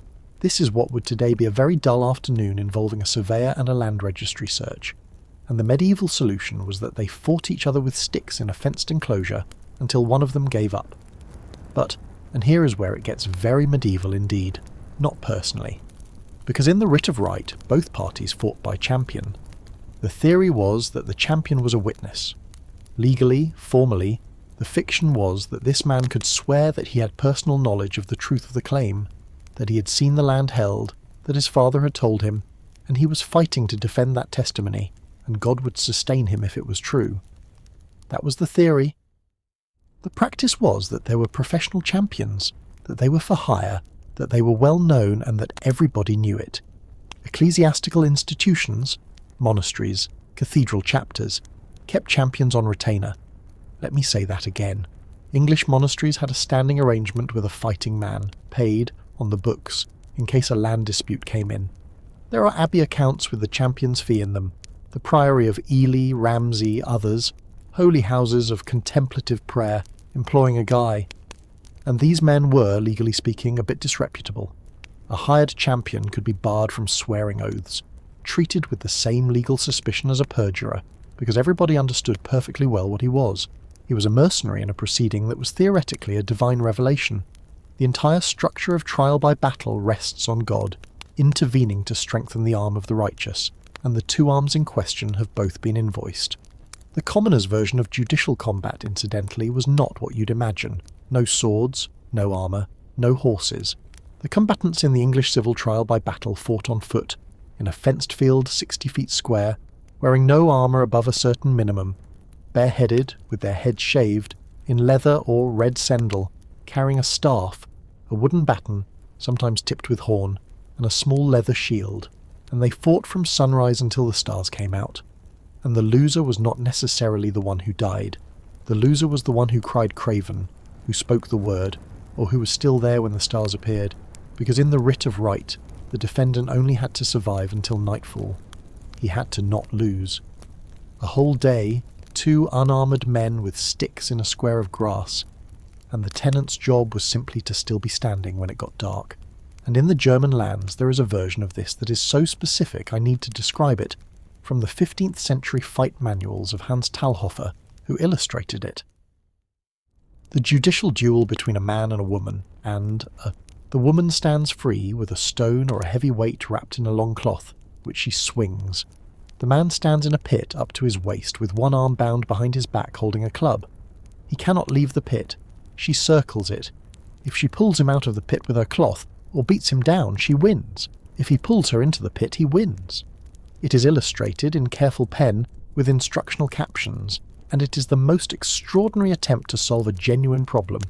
How do you have a fair fight between two people of radically different strength? Through pure geometry, and I do not know whether to applaud it or lie down. Now, the famous one, December 1386, Jean de Carouge and Jacques Legris. 2 Norman squires, formerly friends, Legris had been godfather to Carouge's child, now bitter rivals in the household of Count Pierre of Alençon, where Legris had risen high in favour, and Carouge, prickly and litigious and perpetually convinced he had been cheated, had not. Carouge had already sued Pierre once over a piece of land. He was, by every account, a difficult man, and in January 1386, while Carouge was in Paris, his wife, Marguerite de Thibouville, young, from a family with a compromised political reputation, alone in the house but for her mother-in-law's servant, was, she said, raped by Jacques Legris, who had come to the door with an accomplice, Adam Louvel, and been let in. She told her husband when he returned, and Carouge, rather than doing what a great many men of his time and station would have done, took her to Paris and brought the accusation to the Parlement. And the case was impossible. Legree denied it absolutely and produced an alibi that he had been at Alençon hours away, supported by the Count. Marguerite was consistent, detailed, and unwavering. There were no witnesses. Legree was a favourite of a great lord. Carriages was a man with a known grudge against that lord.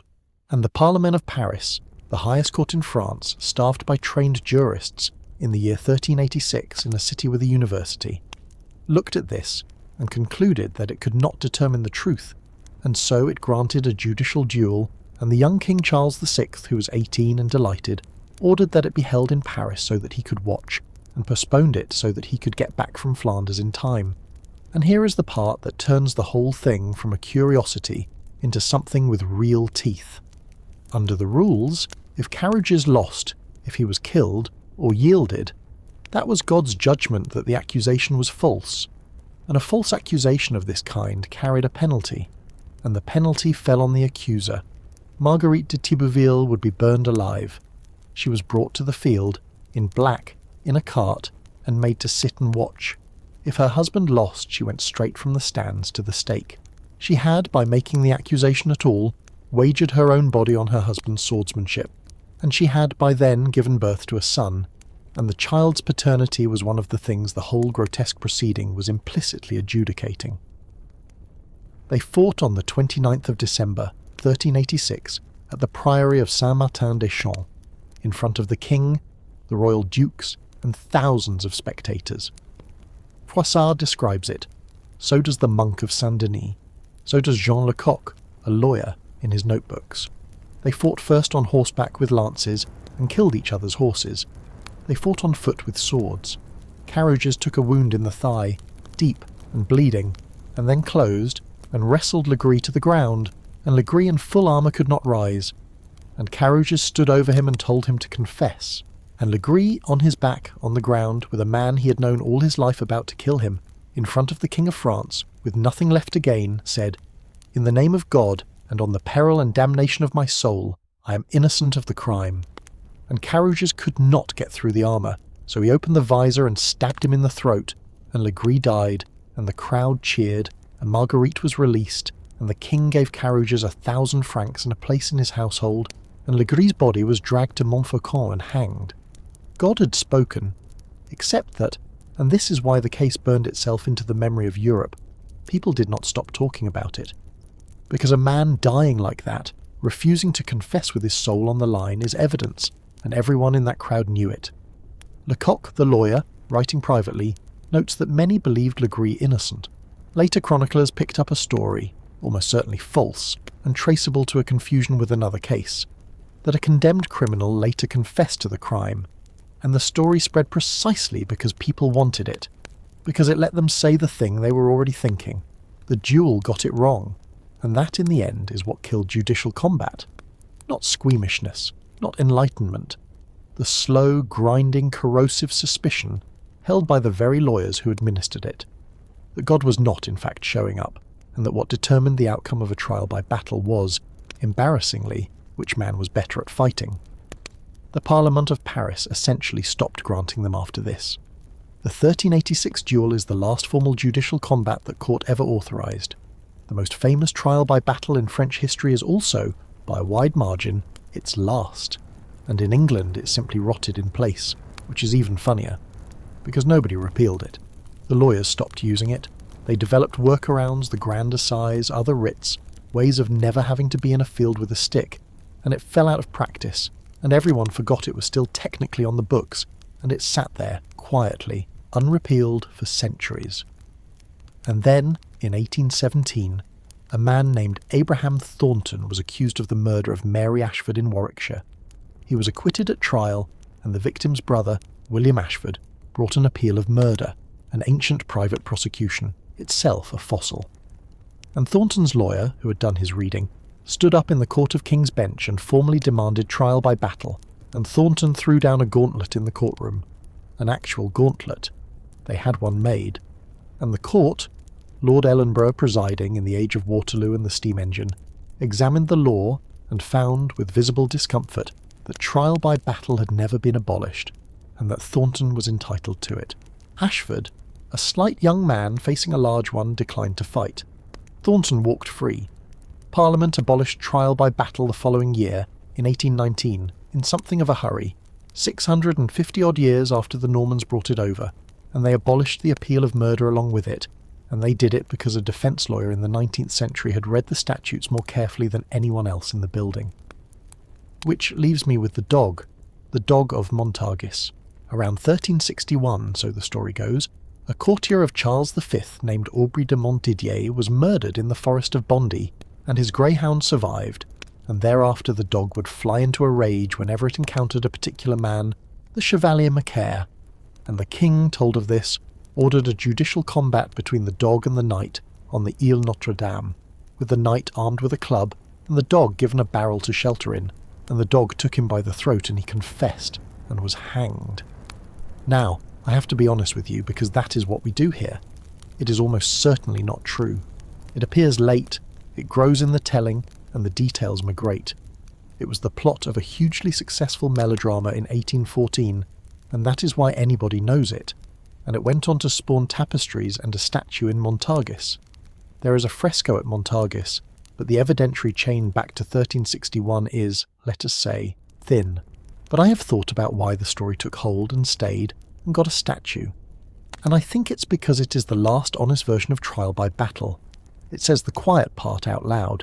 It says, we have no evidence, we have no witnesses, we have decided the outcome will be determined by a fight, and we have therefore, in the most literal way imaginable, elected to let a dog decide a murder trial.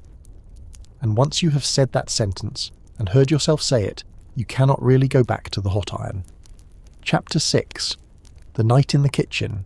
Sieges and Starvation. I want to give you a number, and then I want to build the rest of this chapter out of it.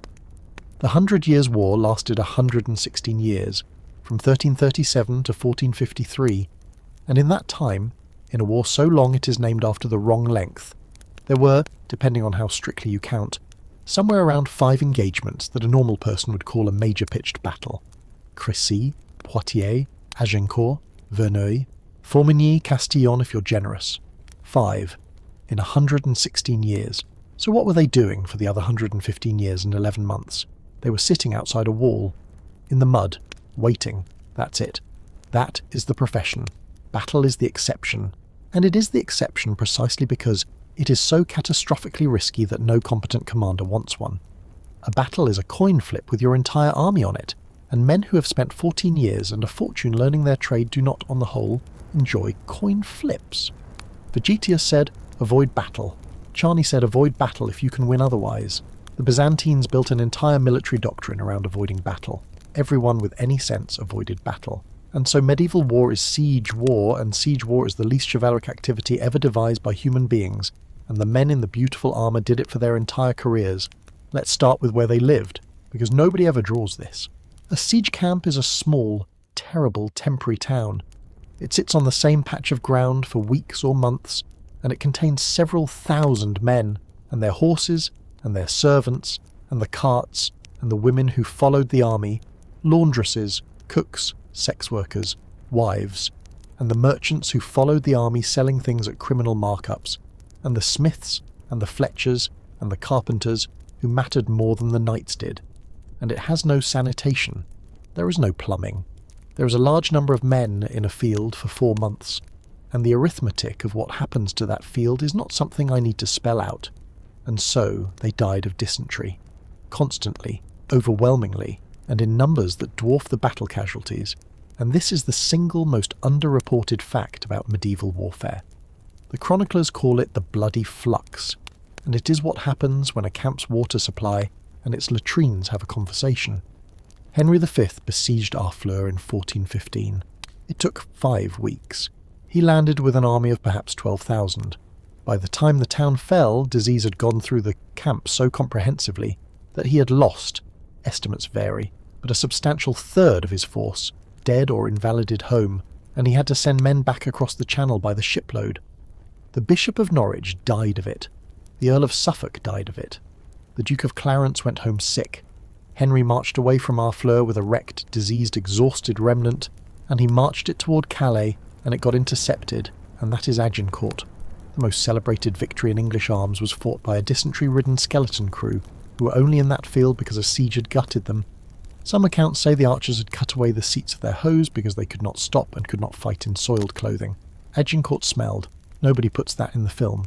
And Henry V would eventually die of it himself, or of something very like it, at Vincennes in 1422, at 35, after the siege of Meaux, which took 7 months through a wet winter and killed a great many men in exactly the way you would expect. The greatest soldier of his age, the conqueror of France, was killed by his own camp. St. Louis, Louis IX of France, the crusading king, the saint. His army at Damietta and Mansoura in 1250 was so ravaged by dysentery and scurvy that Jean de Joinville, who was there and who wrote it down, describes the barber surgeons cutting away the dead gum tissue from men's mouths so they could eat, and he says he heard men screaming while it was done. Joinville describes his own illness with an intimacy that is genuinely hard to read, and the king himself, this is documented, had to have the seat cut out of his breeches during the retreat because he could not dismount often enough. The King of France, a canonized saint, on crusade, with his trousers cut open because of diarrhea. I'm not telling you this to be crude. I'm telling you this because it is true, and because the version of knighthood we've all been handed has been laundered, literally laundered, and the men who lived it would have found our version unrecognisable and probably hilarious. They knew what war smelled like. We've forgotten, and they'd think we were idiots for it. Now, the actual work of a siege, which is engineering. You have a wall, the wall is the whole problem, and there are essentially 5 things you can do about a wall, and a knight will spend his career doing all of them. 1. You go over it, ladders, escalade. This is the fast option, and it is the one that kills the most attackers, because a man on a ladder is the single most helpless object in military history. He cannot use his shield, he cannot fight, he is climbing, and above him are men with rocks, poles for pushing the ladder off the wall, and pots. And when he reaches the top, he has to get over the parapet, one man at a time, into a space held by defenders who have been waiting for him. Escalade was for surprise, for a wall you thought was undermanned, or for the end of a siege when the garrison was starving and you knew it. Doing it against a fresh, alert garrison was a way of turning your men into a statistic. Belfries, siege towers, wooden, on wheels, 3 or 4 stories tall, wrapped in wet hide so they can't be burned, are the industrial version of the ladder. You build one on site out of trees you cut down and then you push it. Uphill. Across a ditch you have had to fill in first with fascines with rubble, with earth carried in baskets by men under fire. At Jerusalem in 1099 the Crusaders had no wood and stripped the countryside and dismantled ships at Jaffa to build their towers. 2. You go through it. This is the battering ram, and the ram is not the cartoon log carried by 6 men. It is a beam suspended on chains from a wheeled frame, roofed and hide-covered, a sow, a cat, a testudo, so that the men swinging it are under cover, and it is aimed not at the middle of a wall but at a joint, a corner, a gate, a weak seam. 3. You knock it down from a distance. The trebuchet. And I have to be careful here, because the trebuchet is the internet's favourite medieval object, and it deserves better than a meme. The counterweight trebuchet appears in the 12th century and is one of the genuine engineering marvels of the age. A beam on an axle, a sling on the long arm, and on the short arm a box of earth and stone weighing many tons, which drops, and the arm whips over, and the sling releases, and a stone of 100 kilos or more goes into a wall at a speed that makes masonry irrelevant. They were built on site by carpenters from local timber. They were given names. Edward I built one for the siege of Stirling in 1304 and called it Warwolf, and it was so large that it took a team of carpenters months, and by the time it was finished the Scottish garrison had already offered to surrender, and Edward I refused the surrender. He refused it, and made them stay in the castle, because he wanted to see the machine work. He had them wait, so that he could shoot at them, and there is an account that the ladies of his court were given a viewing platform, an oriel window, so they could watch. Warwolf then reportedly brought down a section of curtain wall in one shot, and then he accepted the surrender. That is the single most human thing any medieval king ever did. He'd built the thing, he wanted to go. 4. You go under it. And this, mining, is the one that gets me, because it is the one that is genuinely, viscerally horrifying, and it is where the knight story stops being about knights at all. You dig a tunnel. From a covered position, out of sight, you drive a shaft under the wall, and you prop it up as you go with wooden pit props, and you hollow out a chamber directly beneath the foundations, and you fill that chamber with brushwood and pig fat and tar, and then you set it on fire and run. The props burn, the chamber collapses, the wall, having nothing under it, falls into the hole. Rochester Castle, 1215. King John, besieging the rebel barons, mines the southeast tower, and he sends a writ, which survives, ordering his justiciar to send him 40 of the fattest pigs, Quadraginta bacanes pinguissimos, the ones least good for eating, to bring fire under the tower. And they did, and the tower came down, and you can go and look at it today, because when they rebuilt it round, and the other 3 are square, and the odd one out is the one the pigs took. The greatest siege engine in English history was 40 pigs. And the defenders, of course, know you are doing this. They can hear you. They put bowls of water on the ground and watch for ripples. They suspend metal. They listen. And so they dig their own tunnel, a countermine, to intercept yours. And the 2 tunnels meet. And there is a fight, underground, in the dark, in a hole in the ground under a castle, in a space too low to stand in, between men who cannot see, with knives and short spears and picks, in air that will not sustain a torch for long, with the possibility that the whole thing comes down on all of you at any moment. At Chateau Gaillard in 1204, Philip Augustus's men got in through a latrine chute. That is the story. Richard the Lionheart's masterpiece, the finest castle in Europe, the thing he boasted he could hold if the walls were made of butter. And the French found a chapel window and a drain, and a man named Boggis climbed up through the toilet. You can go to St Andrews in Scotland and walk down a mine and countermine from 1546, preserved, cut through solid rock. You go down the attacker's tunnel and you can see the exact point where the defenders, who had guessed wrong twice, and you can see their 2 failed attempts dead-ended in the rock, finally broke through into it. The moment of the intercept is still there, in the stone, 5, and most commonly, you do nothing at all and you wait, because the fastest way to take a castle is to make it hungry. A castle is a machine for holding out, and it holds out on what is in its cellars, and the arithmetic of a siege is fundamentally the arithmetic of a larder, and so the besieged did their sums, and the sums were grim. Rouen, 1418-19, besieged by Henry V for 6 months. The garrison ate the horses. Then, according to John Page, an English soldier who was outside the walls and wrote a poem about it, they ate the dogs, and the cats, and the mice, and the rats. And a rat, he says, was selling for 30 pence, and a mouse for 6 pence, and a cat for 2 shillings, and a dog for as much as anyone could pay. And then the city commander, faced with a population he could not feed, expelled the useless mouths, the bouches inutiles, the old, the sick, the children, the poor, several thousand of them, and pushed them out of the gates, and Henry V would not let them through his lines. So they lived in the ditch, between the walls and the English siege lines, in the town ditch, in winter, for months. Page, an Englishman on the winning side with no obvious reason to make his own king look bad, describes them there. Babies born in the ditch. He describes seeing a child still trying to feed at the breast of a dead mother. He describes the English soldiers on Christmas Day being permitted to pass food down to them, and then the lines closing again. Henry's position, which he stated, was that he had not put them there. The French commander had. It was technically correct, and that is the answer to the question of where chivalry went during a siege, and the answer is that it was never invited. The laws of war, as they were understood, were absolutely explicit. A town that surrendered on terms was to be spared, and a town that refused a summons and had to be stormed was, when it fell, subject to sack. The garrison could be put to the sword. The town could be given to the soldiers. This was not a breakdown of the rules. This was the rule. It was in the manuals, it was in Deuteronomy, it was understood by both sides, and its purpose was to make the defenders think very hard about that first summons, because everybody knew what the alternative looked like. Limoges, 1370. The Black Prince, sick, so ill he had to be carried in a litter, dying by inches of an illness that would kill him in 6 years, takes the city that has just defected to the French, and Froissart says that 3,000 men, women and children were put to death, and that the prince watched it from his litter.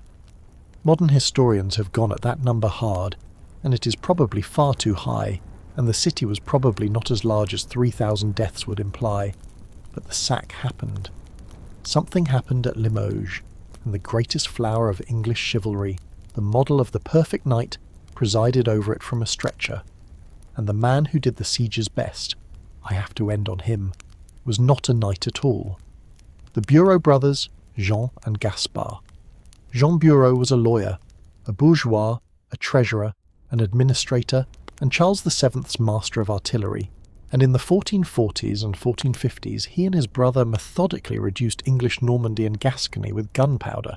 They took 60 towns in a year.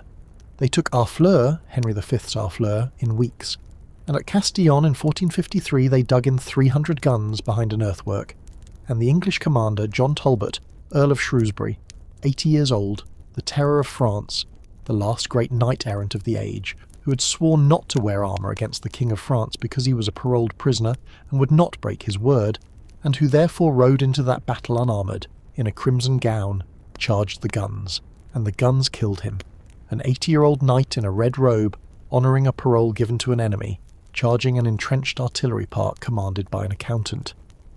He lost. Chapter 7. Chevauchée. Knighthood as organised arson. We have to talk about the burning now, and I want to do it properly, because this is the chapter where the whole gorgeous apparatus we have spent 6 chapters admiring, the vows, the peacocks, the barrel of sand, the boy learning to carve a heron, comes into contact with what these men were for, and the contact is not gentle. Here is the word, chevauchée. It just means a ride, a horse ride, a canter. The same route as chevalier, the same horse. And in the 14th century it comes to mean a specific and highly developed operation of war, and the operation is this. You take a mounted column, a few thousand men, sometimes fewer, all mounted, no baggage train worth speaking of, no siege equipment, nothing slow. You put it into enemy territory, and then you ride at speed for weeks on a route chosen for its richness, and as you go you burn every village, every farm, every mill, every barn, every stack of grain, every orchard, every vineyard. You drive off the livestock or kill it where it stands. You break the ploughs. You fire the mills, which is a deliberate choice, because a mill is capital, and a village without a mill cannot make flour from grain even if it has grain. You kill the men who resist and a great many who don't. You take everything portable, coin, plate, cloth, the church's silver, and you load it onto the animals you have stolen and you keep riding, and behind you the horizon is a line of smoke 100 miles long. And then you go home. That is not a raid gone wrong. That is not indiscipline. That is not a breakdown of chivalry. That is the plan. That is a strategy, articulated, argued for, written down, taught, and executed with enormous professional competence by the most decorated knights in Europe, most of whom went to mass afterward. And it worked. That's the thing. It worked so well that they did it for a century. Let me explain why it worked, because the logic is genuinely elegant and genuinely appalling, and once you see it, you cannot unsee it. A medieval king's power rests on his ability to protect. That is the deal, the whole deal, the deal underneath every oath of homage in Europe. You give me service and rents, I keep you safe. And a medieval king's money comes from taxing exactly the people he is promising to protect. The peasants who work the land, the towns that pay the customs, the countryside that generates the surplus that pays for the army.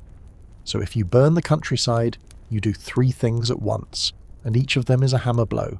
You destroy his revenue, directly, physically. A burned farm pays no tax this year, and probably not next year either, and the man who worked it is dead, or has run to a walled town where he will eat other people's food and produce nothing. Every mill you burn is an income stream deleted. This is economic warfare conducted with a torch, and its effects compound, because agriculture is a machine that only works if you do it in the right order, and if you burn the seed corn in September, you have not merely destroyed one harvest, you have destroyed next year's and the year after, because a family that eats its seed does not plant. You feed yourself for free. The column carries almost no supplies. It doesn't need to. It eats what it takes. This is why the chevauchée is fast. It isn't dragging a supply train because the enemy's barns are the supply train. And it is why it goes where it goes, along the rich valleys, through the good farmland, past the fat abbeys. And this is the actual strategic point. You humiliate him. Publicly. Unbearably. You ride through his kingdom in the open in daylight. doing whatever you like to his subjects, and you dare him to come out. Because his people can see the smoke. His lords can see the smoke. His whole claim to be king can see the smoke, and every day he does not come out and fight you, he is a little less of a king. And if he does come out, if the humiliation gets to him, if his nobles push him, if he cannot bear it any longer, then he is coming to you, on ground of your choosing, in a hurry, angry, and you are a professional army that has just spent 4 weeks having a very good time and is dug in behind a hedge with 6,000 longbowmen. That is Crécy. That is Poitiers. That is Agincourt. Every single one of the great English victories of the 100 Years' War is a chevauchée that got caught. That's what they are. They are not planned battles. They are the moment the arsonists were finally cornered on their way home, and it turned out the arsonists were extremely good at being cornered. Edward III in 1346 rode from the Cotentin across Normandy, Barfleur, Cherbourg, Carentan, Saint-Lô, and then Caen, which he stormed, and which was sacked for days, and where Froissart and the Chronicle of Jean le Bel both put the death toll in the thousands. He got to within 20 miles of Paris and burned the suburbs, close enough that Philip VI could stand in his own capital and see it. And then Edward turned north with an army loaded with loot, and Philip came after him with everything France had, and caught him at Crécy on the 26th of August, and lost catastrophically. And the reason he had to fight at all was that Edward had spent 2 months setting fire to his country in front of him. The strategy is a taunt, the battle is the taunt being accepted, and the master of it, the artist, if that word survives what I'm about to describe, was Edward's son, Edward of Woodstock, the Black Prince. And I want to give him his due, because he was not a monster in any way that a 14th century man would recognise. He was, by the standards of his own class, a genuinely admired figure, courteous to prisoners, generous to his household, pious in a real and documented way, and the finest field commander of his generation. Froissart adored him. His tomb in Canterbury Cathedral has his achievements hanging above it, his helm, his shield, his gauntlets, and the epitaph he chose for himself is a memento mori, a poem about how he was once handsome and mighty, and is now dust and worms, and you, reader, will be too. And in the autumn of 1355 he took a column out of Bordeaux and rode it 600 miles across Languedoc to the Mediterranean and back in about 2 months, and burned it flat. The itinerary survives. We have the letters, the prince's own dispatches home, and those of his officers, Sir John Wingfield in particular, who was his business manager, and I use that phrase precisely. And these letters are not embarrassed. They are not defensive.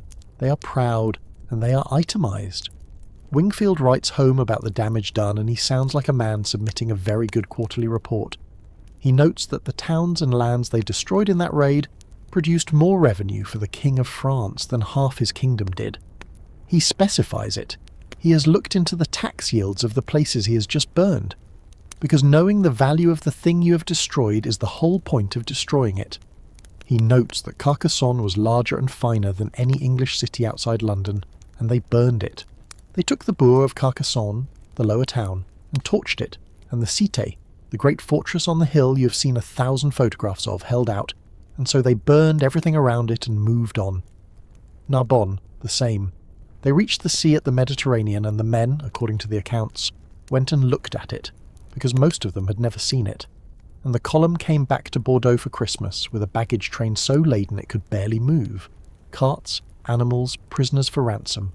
And the men were rich, and the prince was popular, and the whole thing was, in the plain accounting of the age, an enormous success. 2 months, 500 settlements, the tax base of southern France converted into ashen-portable property, and the following year he did it again, north this time, and got caught at Poitiers and captured the King of France, and we'll come to what that was worth in the next chapter, but I'll tell you now that it was worth more than the entire English crown revenue for several years. Now, the obvious question, how does this coexist with chivalry? Because it does coexist. That's what's so difficult. These are not different men. Geoffroy de Charny, the author of the great manual of chivalry, the man who died holding the oriflamme, the most respected knight in France, burned villages. Of course he did. It was his job. And he wrote a book about honour, and never at any point felt the need to address the contradiction, because he did not perceive one. And I have chased this for a long time, and I think the answer is genuinely simple. and genuinely damning.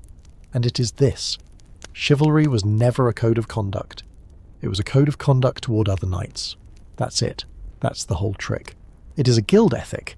It is a professional courtesy, a set of mutual protections operated by an armed international class for the benefit of its own members.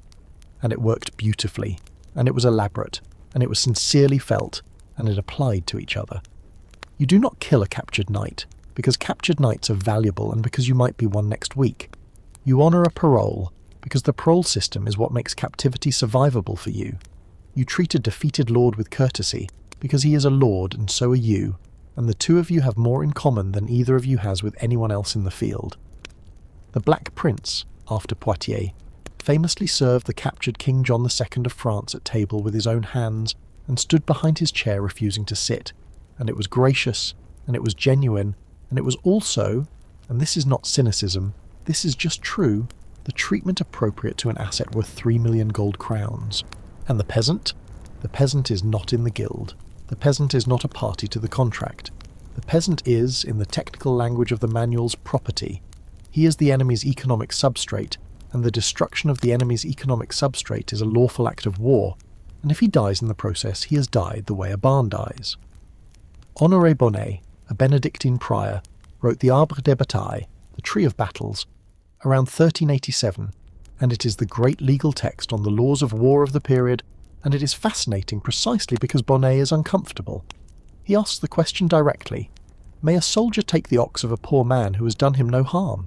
And he goes round and round, and he cites the canon law and the protected categories, clergy, pilgrims, women, the old, children, merchants and labourers on the land are all in theory immune. And then he arrives, unhappily, at the conclusion that in practice the custom of war permits a very great deal, and that the poor suffer, and that this is wrong, and that it happens anyway. He is a man discovering that his profession's rules do not describe his profession's behaviour, and writing it down in 1387, and being ignored. Because everyone read Bonnet, and everyone kept burning, and the villagers knew. This is the part I keep coming back to, and it is why I cannot be entirely urbane about this chapter. There is a documented behaviour in the 14th century French countryside where villagers, hearing that a column is coming, would haul what they could into the church being stone and having a tower, and shelter there, on the theory that it was the strongest building they had and that God might make some difference. And there are accounts of the churches being burned with the people in them, and there is a specific one, and it is disputed, and the numbers are contested as they always are, and I want to be honest about that. At Limoges in 1370, which I mentioned before, and there are others, at other places, and the pattern is consistent enough across enough independent chronicles that arguing about individual numbers is a way of not looking at the shape. The other side did it too, of course. This is not an English disease. The French chevauched into England when they could. The raids on Southampton in 1338, on Winchelsea, Rye, Hastings, Plymouth, the burning of the Isle of Wight, and the Scots did it into Northumberland every generation for 300 years, and the English did it back, and the border country between them was reduced over centuries to a landscape of fortified farmhouses and pell towers, because ordinary houses were a waste of stone. The routiers, the free companies, the demobilised soldiers of the truces, men with no war to fight and no other skill, did it to France on their own account for years, with no king's authority at all, and the great companies under men like Arnaud de Servaulx, the archpriest, or John Hawkwood, who took the White Company into Italy and became a rich man and got a fresco of himself in Florence Cathedral, simply industrialised it. Hawkwood's business model was to threaten a city and be paid to go away, and cities paid, and he died in his bed, honoured, at about 79. The most successful English knight of the 14th century was a professional extortionist with a portrait in a cathedral, and there is a story about Hawkwood told by Franco Sacchetti, and it is probably apocryphal, but it is too good and too pointed to leave out. Two friars meet him on the road and greet him with the customary blessing, "God give you peace," and Hawkwood replies, immediately, "And may God take away your alms." And they are startled, and ask why he says such a thing, and he explains quite reasonably, "You have just asked God to take away my livelihood. I live by war. Peace would destroy me, so I am simply returning the courtesy." That is the whole century in one exchange. And so here is where I land, and it is not comfortable, and I don't want to make it comfortable. The chevauchée is not the dark underside of chivalry. It is not the exception that proves the rule. It is not what happened when knights forgot the code. The men who did it were the men who wrote the code.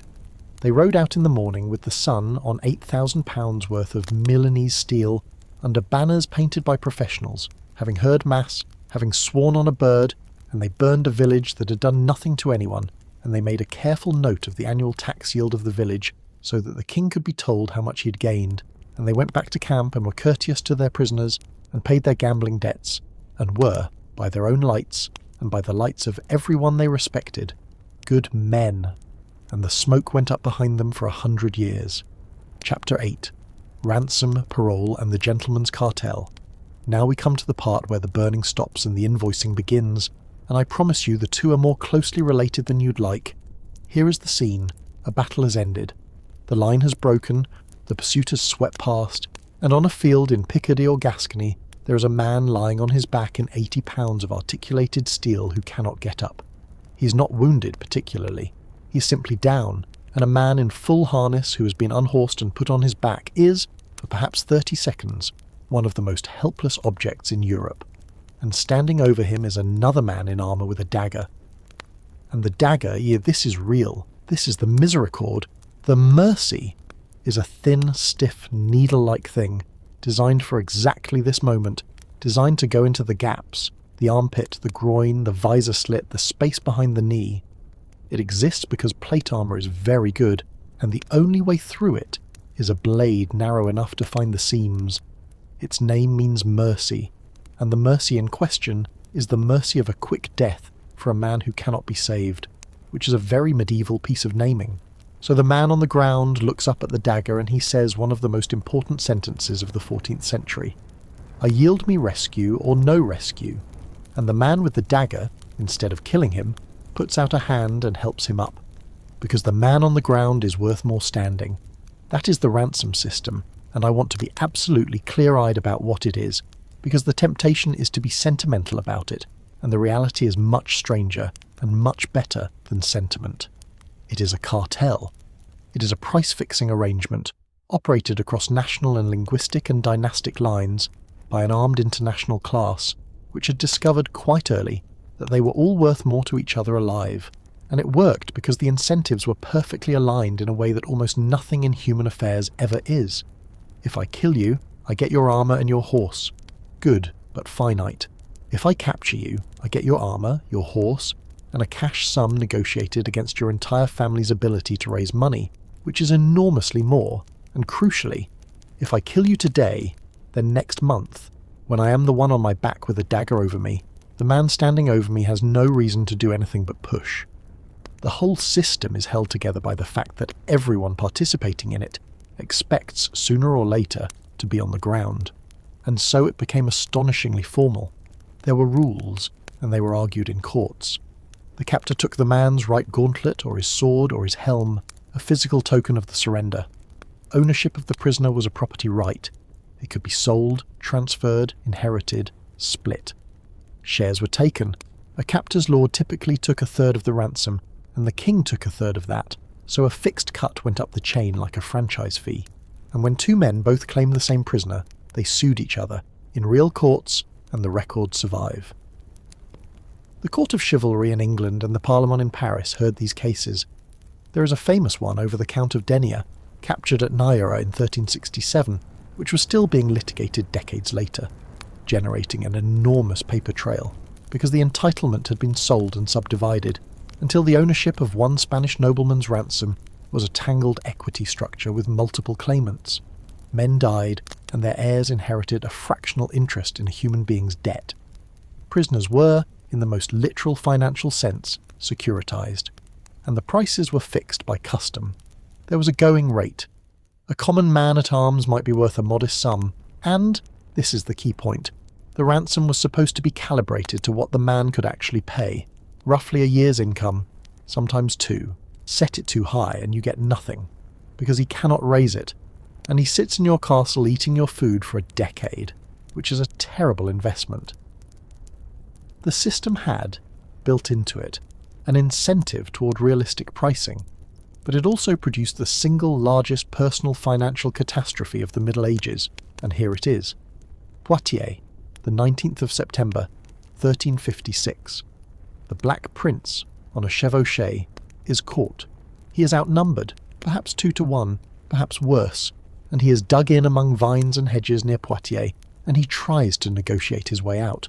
He offers to give back everything he has taken and swear not to fight France for 7 years, and King John II of France, who has him, refuses because he can taste it. And by the end of the afternoon the French army is destroyed, and the King of France is standing in a field surrounded by English and Gascon soldiers, who are physically fighting each other over who gets to claim him. Froissart describes this, and it is the best thing he ever wrote. John II fought on foot with an axe to the last, with his 14-year-old son Philip beside him, calling out warnings. "Father, guard on the right.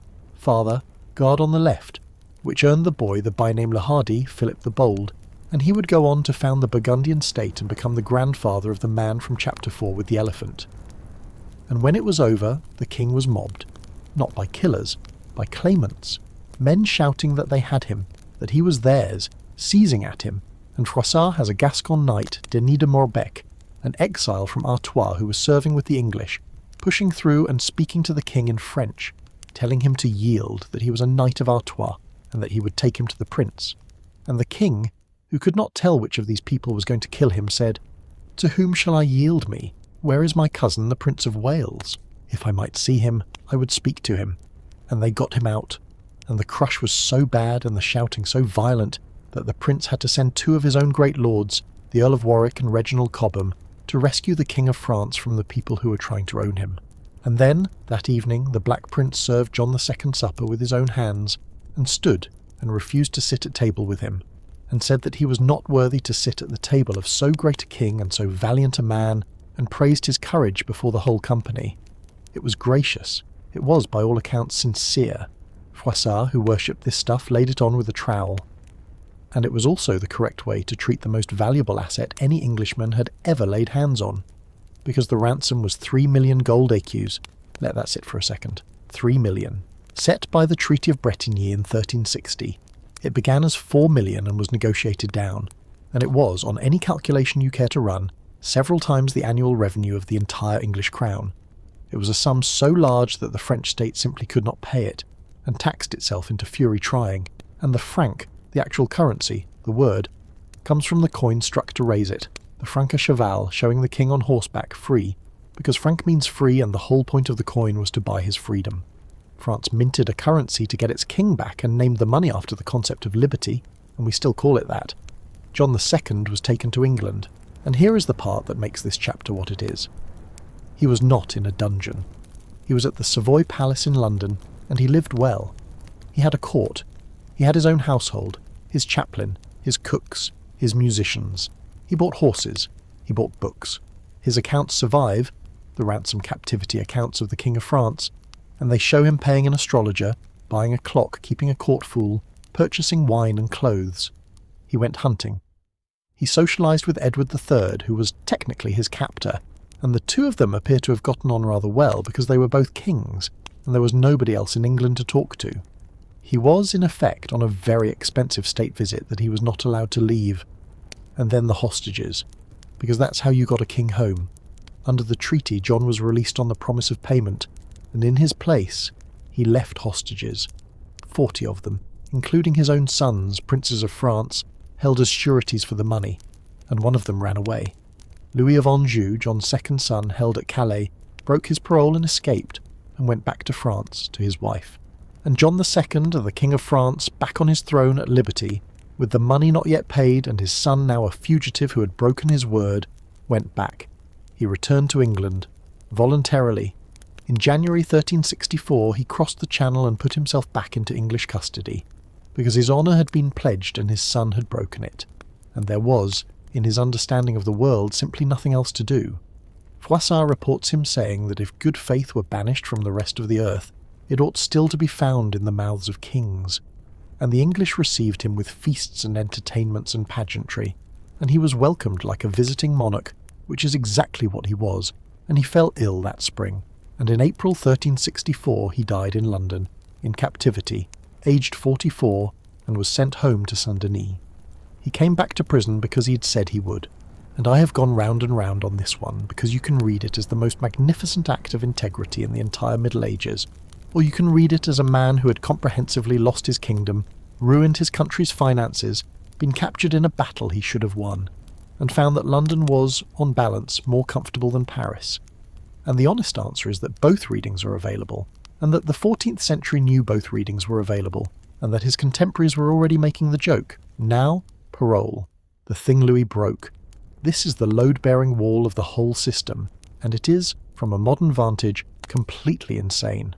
A captured knight, having agreed a ransom, could be released on his word, not on bail, not on a bond, on his spoken promise that he would go home, raise the money and come back, or come back regardless if he could not. And they went home, and they raised the money, and they came back, not all of them, but enough of them, overwhelmingly enough, that the system functioned as the load-bearing wall of European warfare for 2 centuries, and that is a fact about human beings I find almost hard to believe when I write it down.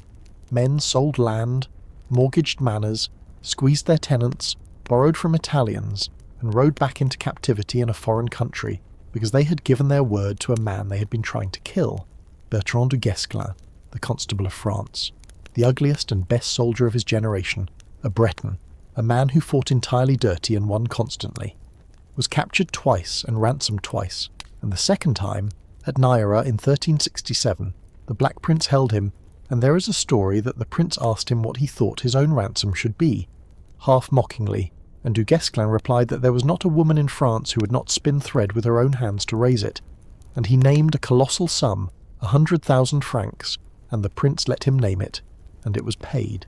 He priced himself, and he was right. The system had rules about what you could do to a man who broke parole, and the punishment was not legal. It was social, and it was total. You were shamed. Your arms could be reversed. In the more theatrical versions of degradation, your spurs were struck off, your shield hung upside down, and you were mourned as if dead, with a funeral service, while you stood there watching it. You would not be taken prisoner again. You'd be killed, because your word was worth nothing and therefore you were worth nothing, which is the thing. The parole system did not run on virtue. It ran on the fact that in a world of a few thousand men who all knew each other, all fought each other, and all expected to be captured eventually, your credit rating was your life. And of course it broke down. Of course it did. It broke down whenever the money got too big or the man got too poor to be worth keeping, and it broke down completely the moment the prisoners weren't gentlemen. Because the cartel had a membership requirement, and the requirement was that you had to be worth something. At Agincourt, and I have to tell you this, because it is the exact place where the entire edifice of this chapter falls in. Henry V, having won, having taken thousands of prisoners, found himself in a mess. His army was tiny. His prisoners were numerous, unbound, standing in his own lines and still armoured, and there was movement on his flank and rear, a raid on the baggage, a French rally forming, and he judged, or feared, that if the fighting resumed his prisoners would pick up weapons and he would lose, and he ordered them killed, and his knights refused. They refused. Not out of squeamishness, these were men who had burned villages, but because those prisoners were money, and killing them was destroying property, and it was against the custom, and it was dishonourable, and it would ruin them financially, and they said no. So Henry ordered 200 archers to do it. Commoners. Men outside the cartel with no share in the ransoms, who did as they were told. And they went among the disarmed French nobility with knives and mallets, and killed them where they stood, and some of them were burned in a barn. The knights would not do it. The archers did. And the difference between those two groups is the entire subject of this chapter, and once you see that, you see the other thing, which had been true all along and which the 14th century preferred not to say too loudly. The ransom system was mercy. It was genuinely mercy. Men lived who would otherwise have died, and they lived for 200 years, and it is one of the very few institutions in medieval warfare that made war less lethal. And it was mercy that you could only afford if you had a coat of arms.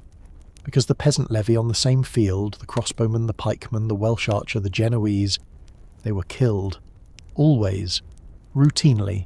Without comment, without litigation, without a court case in the Parlement over who owned them. Nobody wrote down their names because there was nothing to write down. There was no ransom, so there was no reason to take them alive, so nobody did. The most humane institution the Middle Ages produced was, in the end, a members' club, and the membership fee was a horse you couldn't afford, and everyone who couldn't pay it died in the mud while the men who could had supper. Chapter 9. Crusaders, Camels, and Cultural Confusion. Everything we have talked about so far, we have talked about from the inside, from the manuals, the chronicles, the household accounts, the verse biographies written by men who admired the men they were writing about.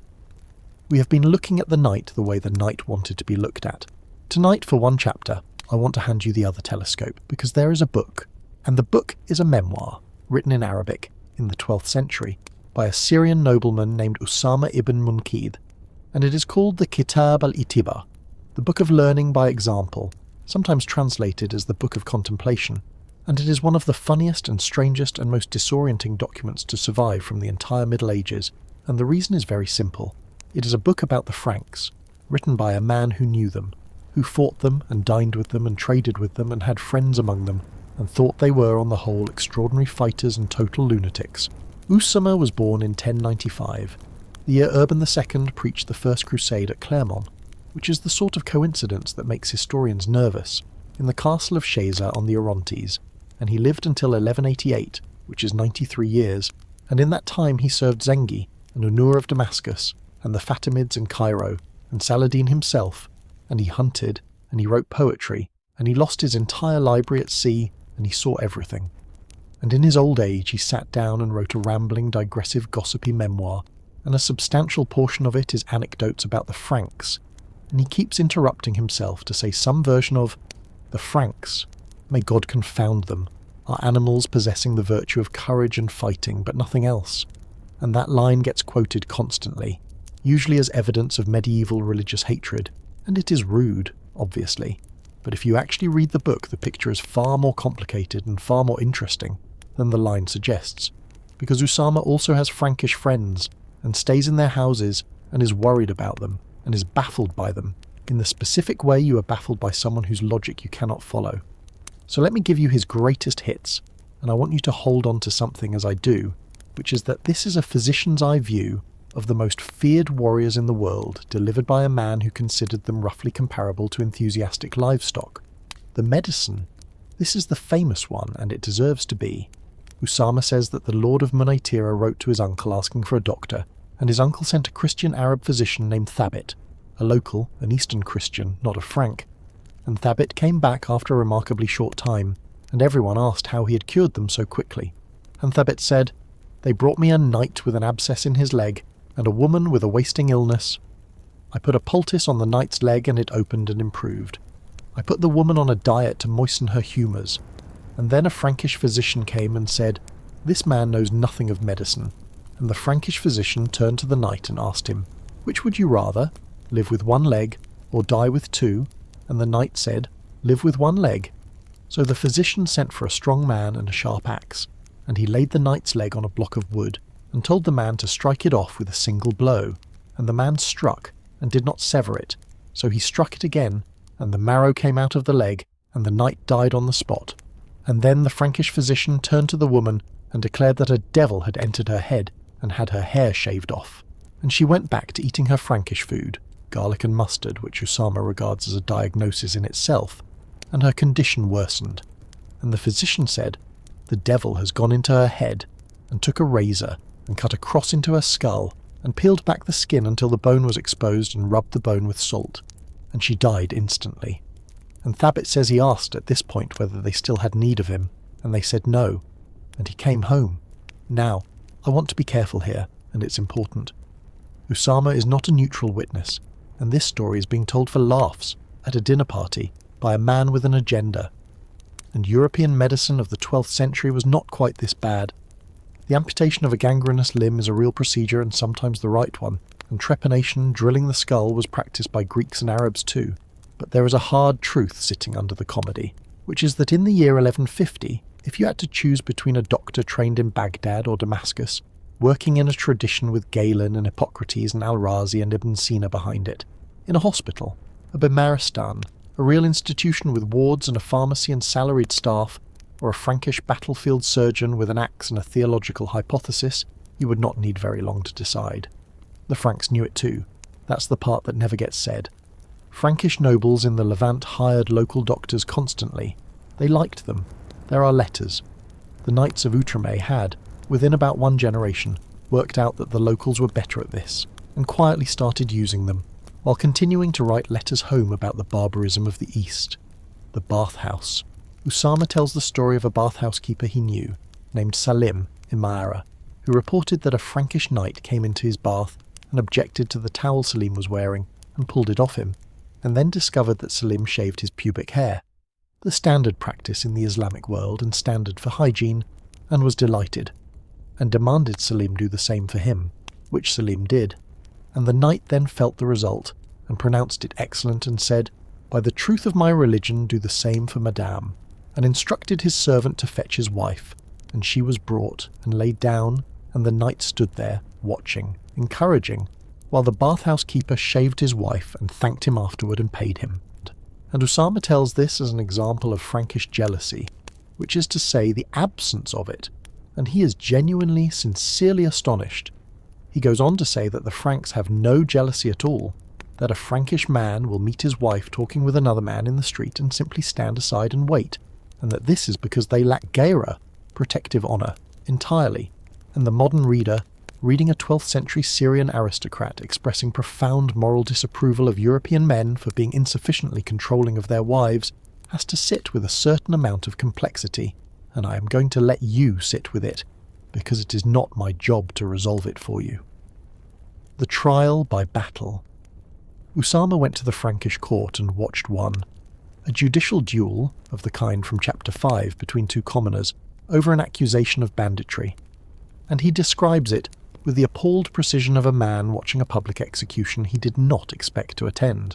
An old blacksmith and a young man, each with a shield and a club, fighting in front of the assembled Franks, and they hit each other, for a long time, badly, until they were both covered in blood and the fight would not end, and the Frankish lord kept telling them to hurry up, and finally the young man knocked the blacksmith down and knelt on him, and tried to get his fingers into his eyes, and could not because of the blood, and then got up and hit him with the club until he was dead, and they put a rope around the dead man's neck and hanged him anyway.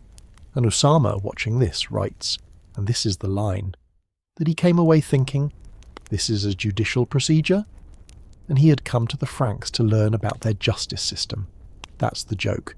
He came to learn how the Franks resolved disputes, and he watched two men beat each other to death with sticks in a field, while a nobleman told them to speed it up, and then the part that ruins the easy version. Because if the book were only this, it would be a hostile ethnography and not much more.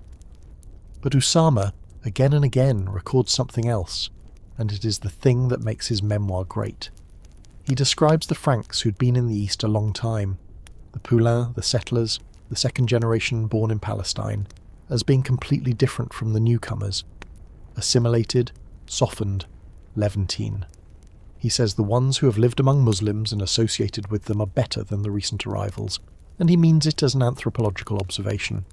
He tells a story of praying at the Al-Aqsa Mosque, which the Templars were then occupying and using as their headquarters, and the Templars, whom he calls his friends, cleared a small oratory for him to pray in, and while he was praying, a newly arrived Frank came in, grabbed him, and turned him bodily to face east, saying, "Pray like this," because a Christian prays east, and this man was not doing it right, and the Templars pulled the man off him and apologised, and Usama went back to praying, and the man came back and grabbed him again, and the Templars pulled him off again, and apologised again, and explained, he is a foreigner, he has just arrived, he has never seen anyone pray without facing east, and Usama, with the driest possible delivery, ends the anecdote by saying he had prayed enough for one day.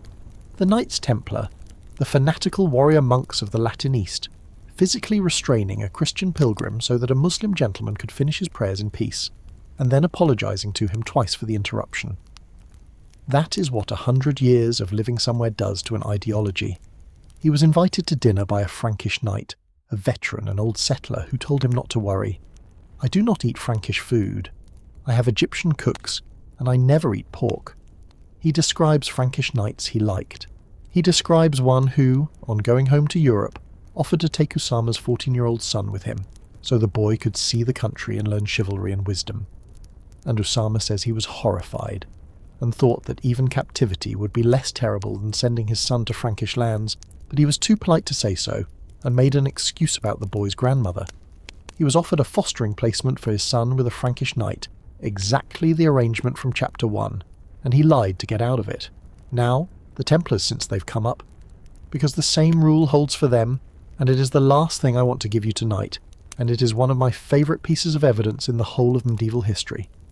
The Knights Templar are the most mythologized organisation that has ever existed. There is more nonsense written about them than about anything else on this list. The Grail, the treasure, the conspiracy, the bloodline, all of it. And the antidote to every bit of it is to simply read their rule, because their rule survives. The Latin rule of 1129, and then the French versions with their accumulated clauses, the retrieves added over decades. And it is not a book of secrets. It is a staff handbook, and it is one of the most gloriously boring documents ever produced by men who were simultaneously an elite shock cavalry unit, a monastic order, and an international bank. It regulates the bedding. Each brother gets a mattress, a bolster, and a blanket. The number is specified. They sleep in a shirt and breeches, always dressed, always belted, with a light burning in the dormitory all night, so that they cannot conceal anything and so that they can be roused instantly. It regulates the beards. They may not be cut. It regulates the hair. It must be cut. It regulates pointed shoes and laces, which are forbidden, as vanity. The Templars had a specific rule against fashionable footwear.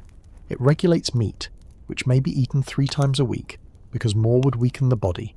It regulates the sharing of dishes. Brothers eat in pairs from one bowl, so that each may watch, that the other does not fast too severely.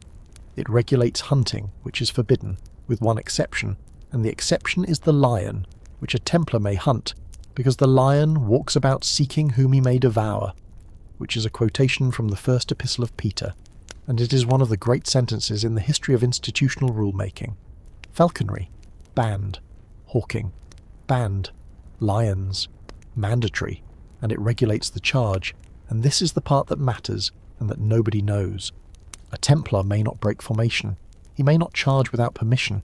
If a brother charges without the order being given, he can be expelled from the house, and the only exception in the rule is if a Christian is in immediate danger in front of him, in which case he may go, and then he must return to the line, and in retreat, he may not turn back while his banner still stands.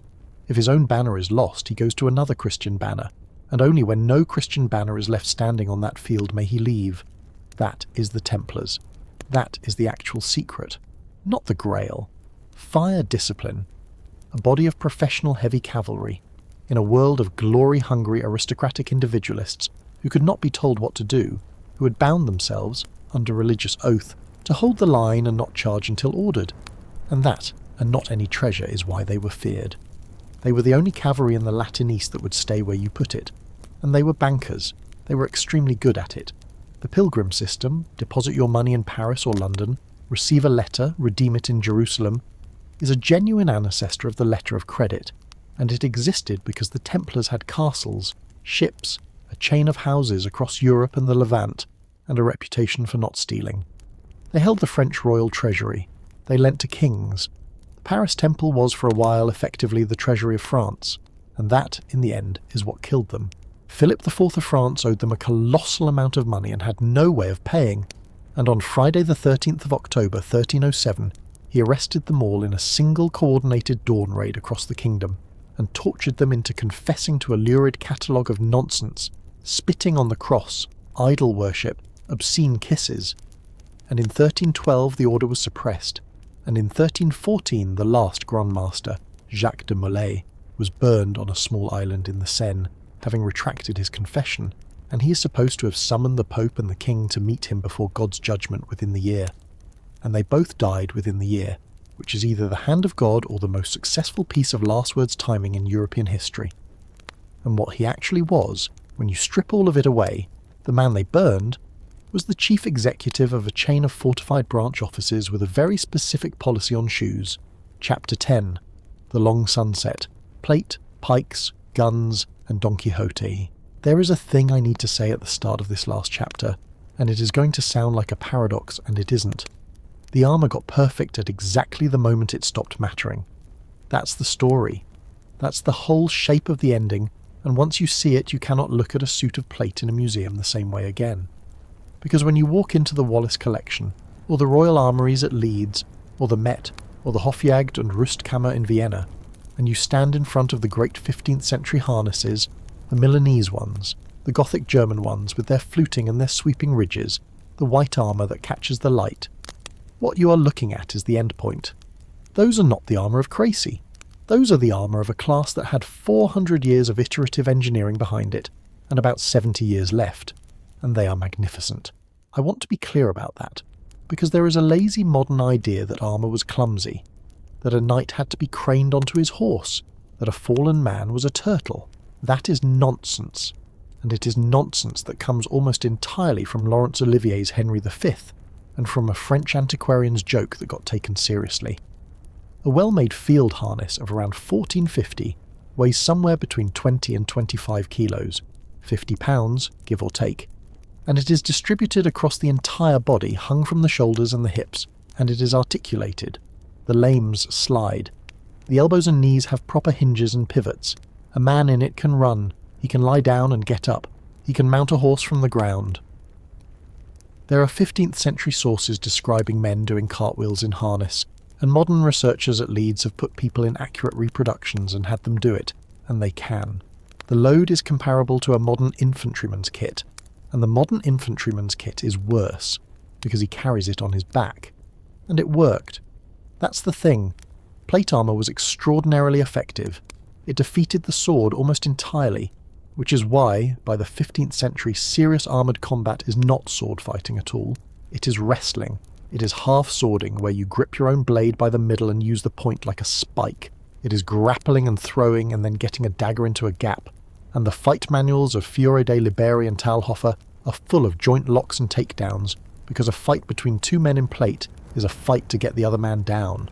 It defeated arrows better than the Agincourt mythology admits. It defeated most things. And then, over about a century, 3 things arrived, and each of them, in its own way, made the whole 400-year project irrelevant. The first was the pike, and the pike is embarrassing because the pike is not clever. The pike is a very long stick. The Swiss cantons, poor, mountainous, with no horses, no money, and no nobility worth the name, worked out in the 14th and 15th centuries that if you take a large number of ordinary men and you give them each an 18-foot ash pole with a point on it, and you drill them relentlessly until they can move as a block and change direction as a block and keep formation while doing it, then what you have is not a crowd. What you have is a hedgehog the size of a house, moving at walking pace, with 4 ranks of points projecting in front of it, and there is nothing on earth that a horse will run into willingly, and no horse can be made to. The horse will not do it. That is the entire secret. You can breed a destrier for 3 centuries and train it for 6 years, and it will still not run onto a wall of points, because it can see them, and it is not stupid. Morgarten, 1315. Laupen, 1339. Sempach, 1386.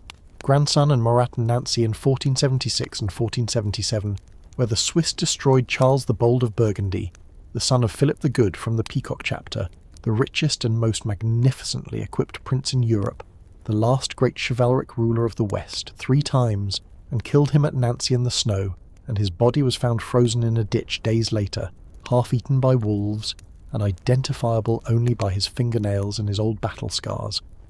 The greatest and gaudiest chivalric court in Europe was dismantled by cheesemakers with sticks, and what the Swiss discovered, and what the Landsknechts and the Spanish immediately copied, was that the decisive quality on a battlefield was no longer individual excellence, it was drill. It was the ability of ordinary men to do a simple thing together, without breaking, on command. And that is a thing you can teach a farm labourer in a season. It is not a thing that requires 14 years, a fortune, and a horse. The second was the missile, and it came in 2 forms. The longbow first, and I'll be brief because everyone knows this song. Crécy, Poitiers, Agincourt, the English yeoman archer, drawing something on the order of 140 pounds, shooting 10 or 12 arrows a minute, with a skeleton so deformed by a lifetime of practice that you can identify medieval archers in a grave by their twisted spines and thickened arms. The armour got better in direct response, and by the 15th century good plate at the right angle would turn an arrow, but the horse was never fully armoured, and a horse that is hit is a horse that goes down, and a knight on the ground in a press is a knight who is finished. The crossbow was worse, in the sense that mattered most, and here is why. The longbowman is a specialist. He needs a childhood. The crossbowman needs an afternoon. A crossbow can be spanned by a windlass or a cranakin by any man with hands, aimed like a gun, and a bolt from a heavy crossbow at close range will go through a breastplate. And the church noticed, and this is the fact I want you to have. The Second Lateran Council of 1139 banned the crossbow, banned its use against Christians at least, under anathema. Against Muslims it was fine, and the reason it was banned was not humanitarian, whatever the language said. The reason it was banned was that it allowed a man of no family, with no training, to kill a nobleman who had spent a fortune becoming unkillable. It was banned for being unfair, and unfair meant socially unfair. They banned it, and it made no difference at all because it worked, and Richard the Lionheart used one enthusiastically and was killed by one at Charlus in 1199, shot in the shoulder by a boy who, the story goes, was brought before the dying king and forgiven by him, and then flayed alive by his mercenary captain the moment he died, which is a very good summary of the gap between chivalric ideals and chivalric practice, and I'm not going to labour it. And the third was gunpowder, which arrives slowly, then all at once. There are guns at Crécy in 1346, small ones, probably useless, mentioned almost in passing. There are bombards battering castles by the end of the century, and then, in the middle of the 15th, the Bureau brothers from Chapter 6 take French Normandy and Gascony apart with artillery in a decade, and the great stone castle, the entire logic of high walls, which had governed European strategy for 400 years, becomes, in about 30 years, a liability, because a high wall is simply a large target that cannot dodge. Everything goes low and thick and angled after that, and by 1500 the Italians are inventing the Tres Italien, the Star Fort, which is not a castle at all but an earthwork mathematics problem, and the handgun, the arquebus, and then the musket. At Cerignola in 1503 and Pavia in 1525, Spanish arquebusiers behind entrenchments shattered the French heavy cavalry, and at Pavia they captured the King of France, Francis I, who wrote home that all was lost save honour, a phrase he never actually wrote in quite that form and which is nonetheless perfect. And the man who was there for all of this, the man I want to end on before Cervantes, is Pierre Terrail, the Seigneur de Bayard, le chevalier sans peur et sans reproche, the knight without fear and without reproach. He is the last of them, and he is the best of them, and everybody at the time said so. He was so admired that after the Battle of Marignano in 1515, King Francis I of France asked Bayard to knight him, the King of France, kneeling to a mere lord, so that the ceremony would come from the hand of the best knight alive. He was chivalrous in the full, unironic textbook sense. He refused ransoms, he gave money away, he protected prisoners. There is a well-known story of him returning a young woman untouched to her mother with a dowry, and Bayard hated the arquebus. He's said to have executed captured arquebusiers on the spot without ransom, on the grounds that they were assassins, that a man who kills from a distance with a machine is not a soldier and is not entitled to the protections of a soldier. And in 1524, in the retreat from Italy, at the Sesia, covering the rear, Pierre Terrail, Seigneur de Bayard, the knight without fear and without reproach, was hit in the spine by an arquebus ball, fired by a man whose name nobody wrote down, and he had himself propped against a tree facing the enemy and died there. The last perfect knight was shot in the back by the future, and so what happened to them? They didn't vanish. That's the thing nobody tells you. The knight does not end. He becomes something else, and the something else is still around. The armour went to the parade ground and the tournament and the tomb, and got more beautiful and less useful every year, until by 1550 you have Henry II of France in a suit of gilded, embossed mythological sculpture that could stop absolutely nothing and was never meant to. And in 1559 he jousted anyway, in a friendly, for fun, and a splinter of Gabriel de Montgomery's lance went through his visor and into his eye and his brain, and he took 10 days to die, and Catherine de' Medici banned tournaments and wore black for the rest of her life. The last thing the tournament ever did was kill a king by accident at a wedding party, and the men themselves became gentry. They stopped being cavalry and became landlords, magistrates, courtiers, members of parliament, The heraldry became a hobby. The orders, the garter, the golden fleece, the bath, became honours, decorations, things you were given rather than things you were, and they still are. And there is a man alive today wearing the same garter that Edward III founded in 1348, and it now means that you have had a very distinguished career in public life. The most terrifying military caste in European history is now a ribbon, and the last word belongs, as it has to a maimed Spanish tax collector. Miguel de Cervantes had been a soldier. That is the thing people forget. He fought at Lepanto in 1571, at 24, sick with fever, and got out of his bunk to fight anyway, and took 3 gunshot wounds and lost the use of his left hand for the rest of his life. He was captured by corsairs and spent 5 years enslaved in Algiers, and tried to escape 4 times. He came home to Spain, a mutilated veteran of the greatest naval battle of the age, and got a job as a commissary, requisitioning grain, and was thrown in prison for irregularities in his accounts. And then, in 1605, he published a book about an elderly gentleman who has read too many chivalric romances and who goes mad and puts on his great-grandfather's rusted armour and mends a broken helmet with cardboard and gets on a starved horse and goes out to be a knight-errant in a world that has not had knights-errant for 100 years. And the joke of Don Quixote, the joke everyone remembers, the windmills, the sheep, the barber's basin, is not really that Don Quixote is stupid. Cervantes is far too good a writer for that, and far too damaged a man. The joke is that he is late. He's doing everything correctly. He is following the rules, exactly as written, with total sincerity. The vows, the vigil, the lady, the padam, all of it, all the things we have spent 9 chapters watching real men do in deadly earnest. And it does not work anymore, because the world has changed under him and nobody sent word. And there is a passage in it, a speech Quixote gives on arms and letters, where he stops being funny for a moment. He talks about the man who has spent his life learning courage, and who stands in the breach, and is struck down by a ball fired by someone who was perhaps fleeing, and who did not even see him, by a machine, from a distance, at random.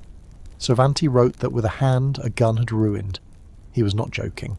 He knew exactly what Bayard had felt at the Cessia, because it had happened to him, and that, I think, is the truest thing anyone has ever said about the end of knighthood, that it did not lose an argument, and it did not lose a battle.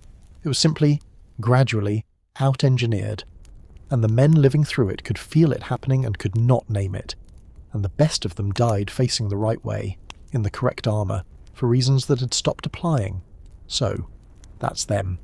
The 7-year-old carrying the towel, the man in debt for a horse, William Marshall with his head on the anvil, and the 103 prisoners, and the fish, the Duke of Burgundy challenging the Sultan to a fistfight in front of an elephant and never going, Carouges and Legree in the snow, 40 pigs under Rochester, the smoke going up over Languedoc, a king walking back into prison because he had said he would, the Templars pulling a pilgrim off Usama so he could finish his prayers, and an old man in cardboard armour on a broken horse riding out at dawn to do it all properly. They were not the men in the paintings, and they were not the monsters of the corrective either.